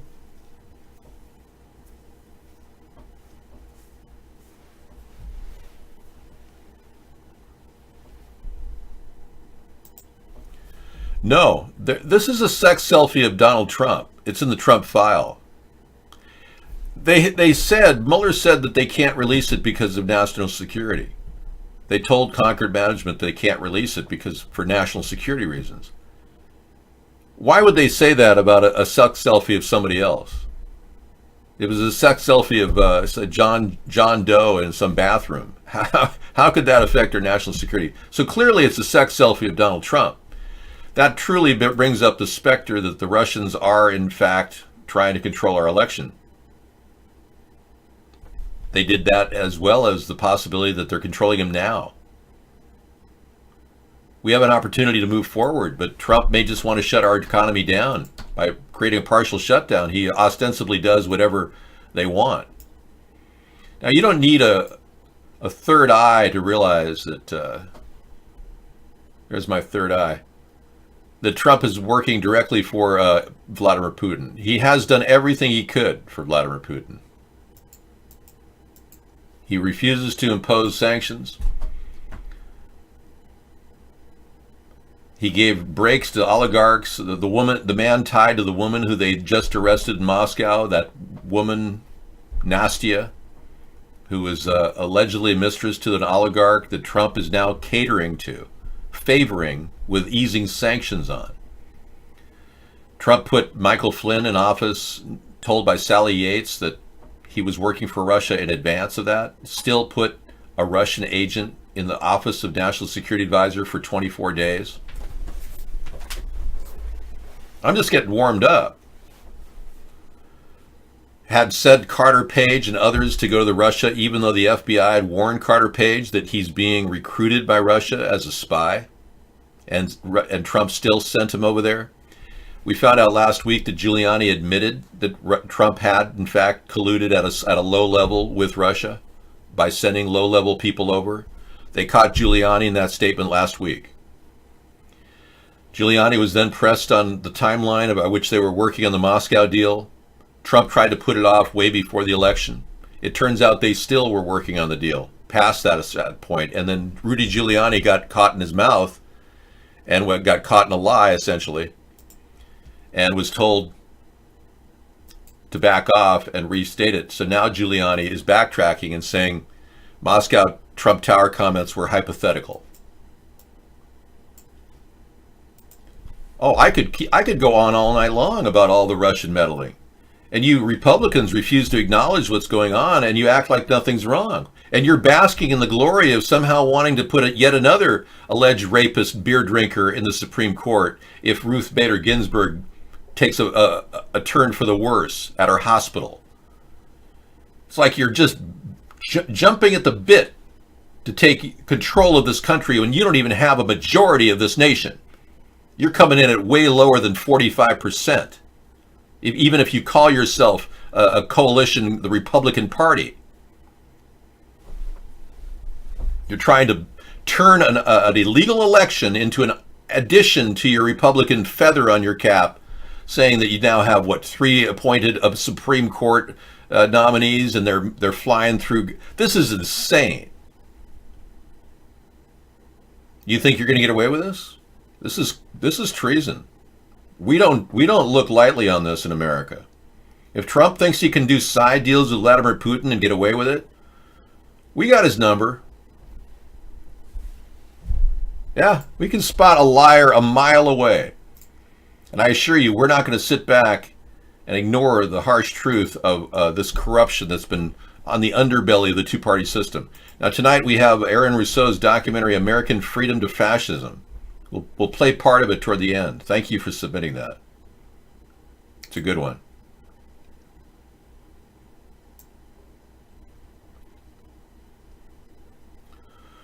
Okay, now the Twitter CEO has made statements about Mark Zuckerberg. Now this is technology related. Let's just take a look. He says that he once served him a goat that Mark Zuckerberg killed with a stun gun. Whoa. A goat. He killed a goat with a stun gun. Twitter CEO Jack Dorsey says that Mark Zuckerberg once served him goat, the Facebook executive said, he had killed with a stun gun. Wow. Dorsey, when asked during an interview with Rolling Stone published Wednesday about his most memorable encounter with his fellow tech giant CEO, he said this. Well, there was a year when he was only eating what he was killing, Dorsey said. He made goat for me for dinner. He killed the goat. When asked how exactly Zuckerberg had killed the goat before preparing it, Dorsey mentioned of a laser gun before clarifying what he meant. I don't know, a stun gun. They stun it, and then he knifed it. Dorsey did not eat the goat because, according to him, it was served cold despite spending time in the oven. We go in the dining room. He puts the goat down. It was cold. That was memorable. I don't know if I went back in the oven. I just ate my salad. The question about his experience with Zuckerberg came from a line of questioning about the differences between Twitter and Facebook in terms of purpose. Well, now most people don't realize some weird things have gone on in our world that rarely ever get coverage. But I'm sure the Trump Tower comments were hypothetical. It's just damage control by Giuliani. Yeah, there was a story about Diane Sawyer when she first changed networks. I think she went from CBS to ABC. She actually put on a party at her house, videotaped everything, and fed everyone dog food. That was Diane Sawyer having fun. Can you imagine going to a party and eating dog food and being videotaped? I couldn't believe it. But that's a true story. Yeah, it's one of those weird things you never hear about in the media. Legendary drummer Bernard Purdie shows how to perform the iconic shuffle named after him. Oh, okay. Ow! Ow! Let's do Purdie Shuffle. All right. Let's do it later tonight. Drummer World. Why not? That'll shake things up in case you're nodding off at 4 in the morning. I can't believe I'm staying up this late watching this stupid show. And then you see this guy do a drumming routine. Yeah. Well, I better go without the glasses. Yeah. Especially when looking at the keyboard. 9 o'clock, it requires light. I have a dimming thing that goes on at 9 to protect my eyes from UV rays or blue light coming out of your monitor. No, this is a wig. I have this wig. I thought I'd put it on earlier. We were trying brown wigs and blonde wigs. But if you want to go back to the earlier part of the show, you'll see my real hair. It was looking good. I had good hair tonight. I just thought I'd throw a wig on,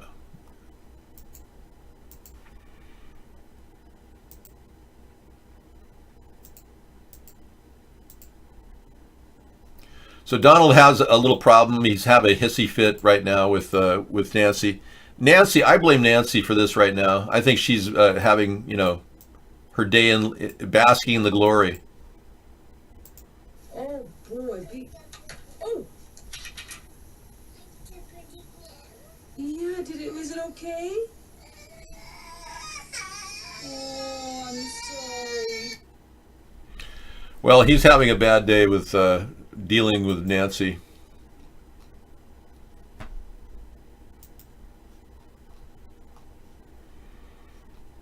Okay, I think we covered most of the stories. I'm just closing them out now. Oh yeah, China is so angry that Meng has been arrested. And yes, this is RT. It could be Russian propaganda, but in any event, they're so angry that China is with Meng being arrested of the Huawei organization that all Chinese money into Silicon Valley stops after a Huawei ban, former Beijing banker warns. Beijing may cut off all investments to Silicon Valley over Western pressure on China-based Huawei. The former deputy governor of the People's Bank of China has warned as business leaders gather in Davos. I can tell you after the Huawei events, all the Chinese money into Silicon Valley stops. This will make him think twice about how he's behaving. But you know, Trump may just be doing this to screw over all our relations at every level. He hasn't released her. He hasn't dropped charges. I would have said we're going to extend a moratorium on economic sanctions against Iran, and she would have been free.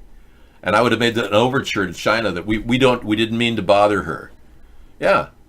And I was the one that said that we shouldn't impose economic sanctions on Iran in the way that we had. We needed specific economic sanctions, not telecommunications sanctions, which she's being charged with violating. Bootsy Collins bass solo in 4K. Bootsy, man, what's going on, man? Bootsy Collins, everybody. The legendary Bootsy Collins. All right.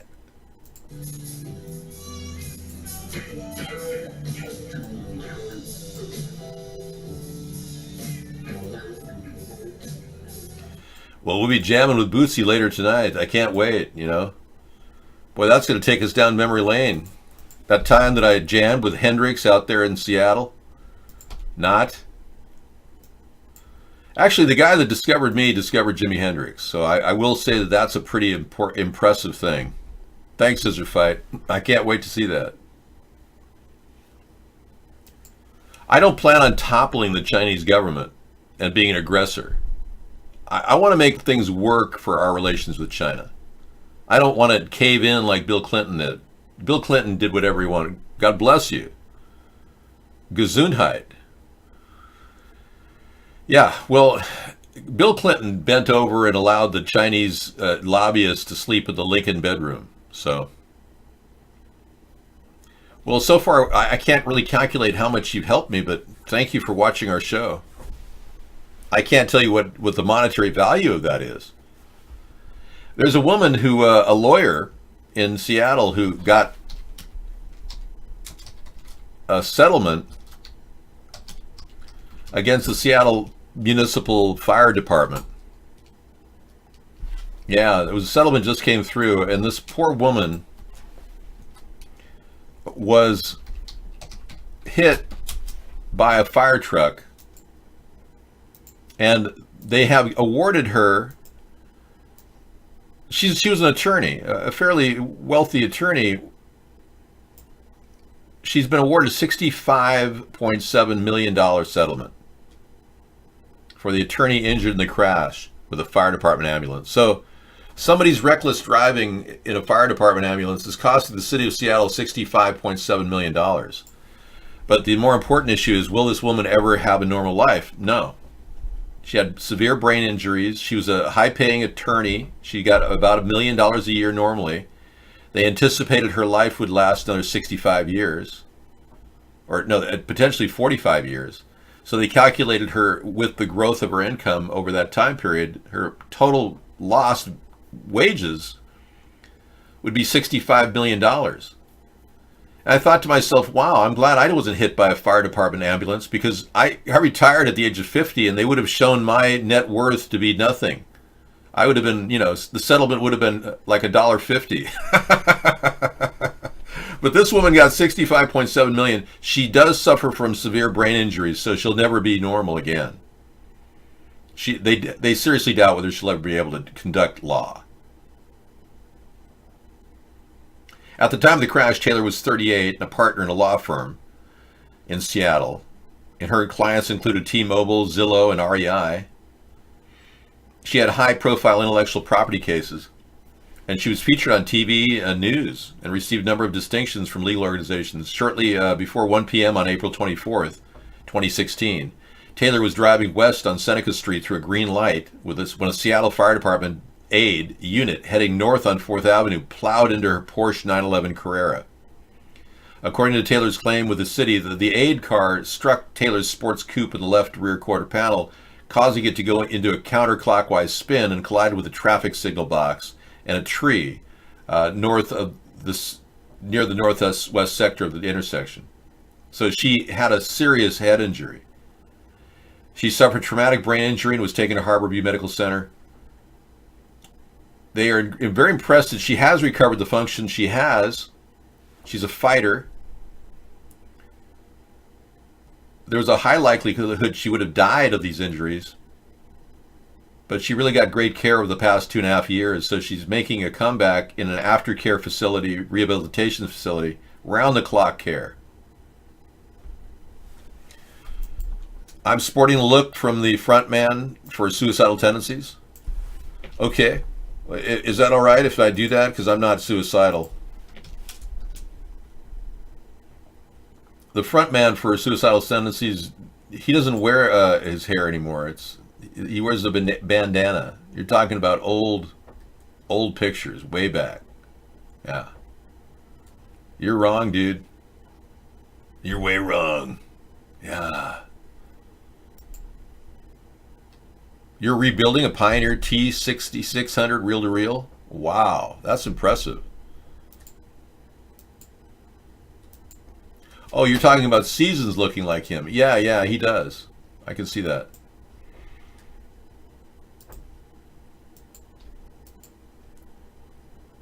Well, thanks, Michael Douglas. Strong, rugged, good looks.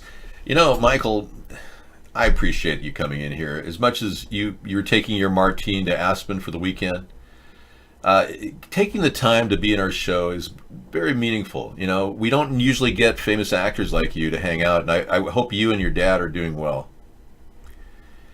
Yeah, I know you, and don't take those calls from the prison where your youngest son is hanging out. Just put the thing on, no, we don't take your calls anymore. And who knows, it's probably just Bill Cosby calling looking for a free handout. Yeah, totally. Yeah, you got to ignore the whole thing. And by the way, Michael, I appreciate the fact that you're a spokesman for awareness for the HPV virus and how it affected you and how men should be reconsidering whether they perform oral sex on women. I know, and I appreciate that. You're a trendsetter, man. You've taken some big stories and taken it full on and did what you had to do, just like the streets of San Francisco.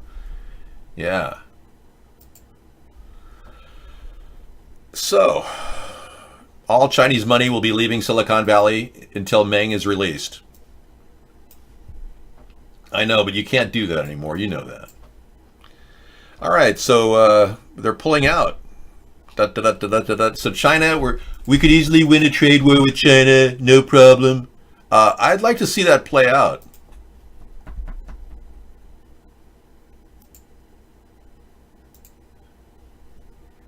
Yeah, I just don't believe everything I read anymore.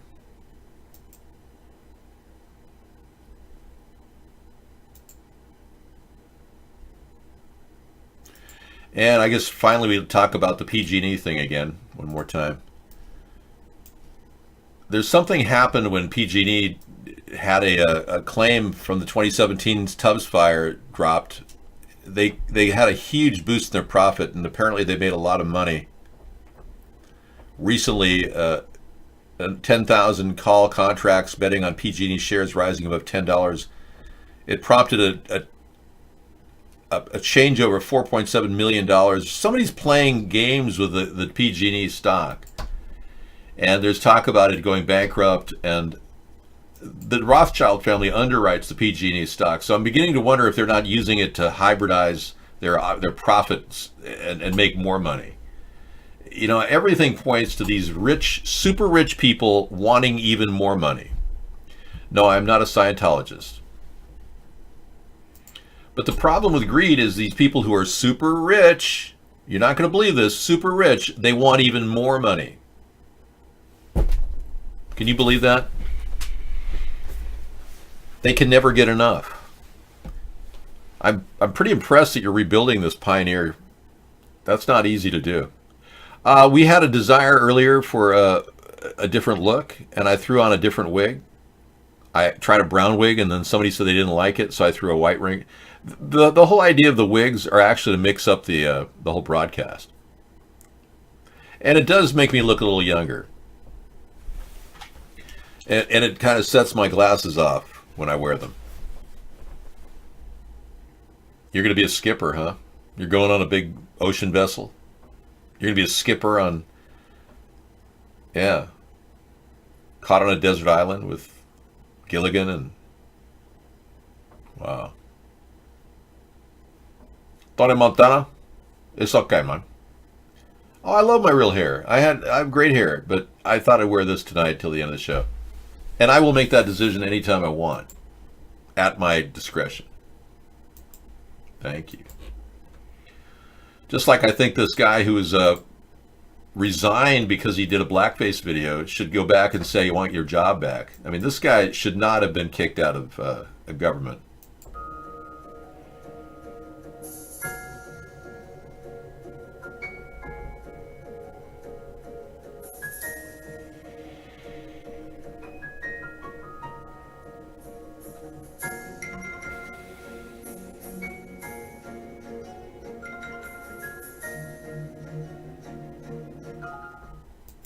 Yeah, I think the Democrats will just eat somebody alive if anybody does blackface, because the Democrats have this white guilt that stop the hammering, if the severe white guilt, and if they feel like, oh gosh, somebody's in any way saying anything bad about anybody, they immediately fire them. The Democrats were associated with being racist during the 1960s. We all remember, Wallace standing up to the rights of blacks entering colleges and the National Guard being called in. Wallace was a Southern Democrat. So they've got this big, huge guilt trip that they've got going on, and their white guilt trip mixed with that guilt trip that forces them all to hate anybody that says anything.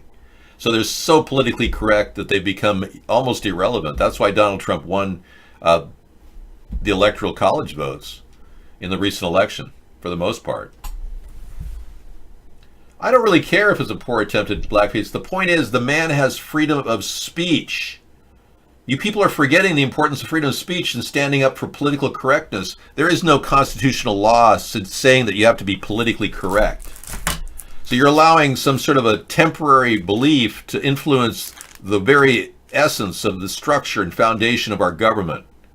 You're trying to take down our great nation, you Democrats and libtards. And I won't stand for it. Well, let's be clear. Michael and I have, we put up with 8 years of this white guy pretending to be a black guy named Barack Obama. Yeah, he's more white than he is black. But because he has black skin, you're also freaked out about it. And then when he posed as a heterosexual Christian, nobody believed the Christian part, because even Reverend Wright said he was a total liar, and he never took on another church.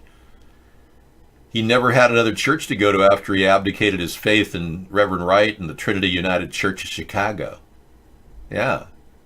And he never wanted to talk about his homosexual desires until he just wrote a recent book saying he lusted after his professor twice. He met that professor in the Oval Office with the doors closed.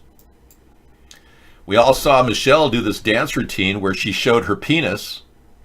I don't need to go into detail there. I mean, we pretty much established the fraud that's been committed in our country by these people. Excuse me. I'm in the way of the flailing penis. But look at that. Talk about fraud. My goodness. The guy's sporting a penis and a testicle there. I don't know if he has two testicles, but I could definitely tell you that this is we are living in a generation of being lied to. Obama doesn't even deserve the memory of being our president. Seriously. I mean, it's a memory of deception the whole time that he was president. And Trump is a disgrace too. His absurd mentality of forcing his will over everyone like my way or the highway is not exactly conducive to a transparent presidency. And he's overtaking his executive powers significantly, in my opinion. It's not good to be this hostile to America's chosen representatives. I myself have called those same representatives prostitutes, though, so obviously I have an adversarial position against them, but if they want to change their tune and start being good people, I can see how people can reform. But do I trust them? You can react all you want. I don't care if you react negatively. I'm telling you, you're missing the point. Our country was built on freedom of speech, and you're trying to take that away from us. How else was I supposed to impersonate a bad president? Now, if I were a black man posing as Donald Trump and talking like him, you can imagine how you'd call me a racist, right? No, you wouldn't. You'd think that was funny. You'd think that'd be good.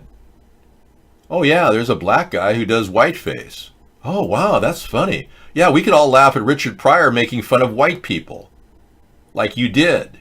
All you libtard white guilters stood there and laughed at Richard Pryor as he made a mockery of white people. Oh yeah, I don't even want to play the clip, it's so racist. Can you invert the color of your camera? Yes, I can. That is a simple process. I could be like the Blue Man. Hey everybody, what's going on? Are you feeling kind of down, kind of blue, kind of out of it? Well, you've come to the right place. Welcome to Blues Central. Yeah, baby. This is better than the Blues Brothers. This is the mind-blowing blues, dude. Yeah. Yeah, we will. Eventually, Mandela effect, Obama will be a white guy named David John Sponheim. And everyone will look back and say, wow, and he played a character called Broken St. Obamas. Yeah, there won't be a Barack Obama in our history eventually. Kind of a neat idea, isn't it? Is this enough? Are you done with your inversion? Because it's kind of a trip. Thank you. Well, this is the end. This is the end, my only friend, the end. Men in Black, Men in Blues. 11 minutes. Oh, I'll look at that. Thank you for that clip. That'll be fun. I can't wait. All right. 200 project employees for Project Titan have been pretty much dismissed. They're out of a job. So Apple may be scrubbing their autonomous vehicle program, folks. Now, they had originally committed about $165 million to this program. So it's possible it just isn't reaping rewards. They've cut over 200 employees from Project Titan. It's a stealthy autonomous vehicle initiative. Wow. The Project Titan layoffs were billed internally as restructuring under the relatively new leadership. Well, it could be a good move in the right direction, because if they bail on the idea of an autonomous car, Apple should just focus on what they do best. Making products that are lame and old that everyone loves because it's a collector's item. Their technology's always been like 2-3 years old that they still package as brand new, and then they charge you more for it too. Time to go watch Chris Cuomo. Okay, take care, Season. He's going to watch Chris Cuomo. You bought 18 ounces of blueberries for $1.80? That's pretty good, man. That's better than a pound. I've seen them for $1.99 for 16 ounces. And Henry Rollins' motivational, inspirational video. Have I ever been to the original Gold's Gym in Venice? Ah, that's funny. Well, let's just say I was one of the first members of the World's Gym, Sam Gold's gym that he made right after he sold the franchise.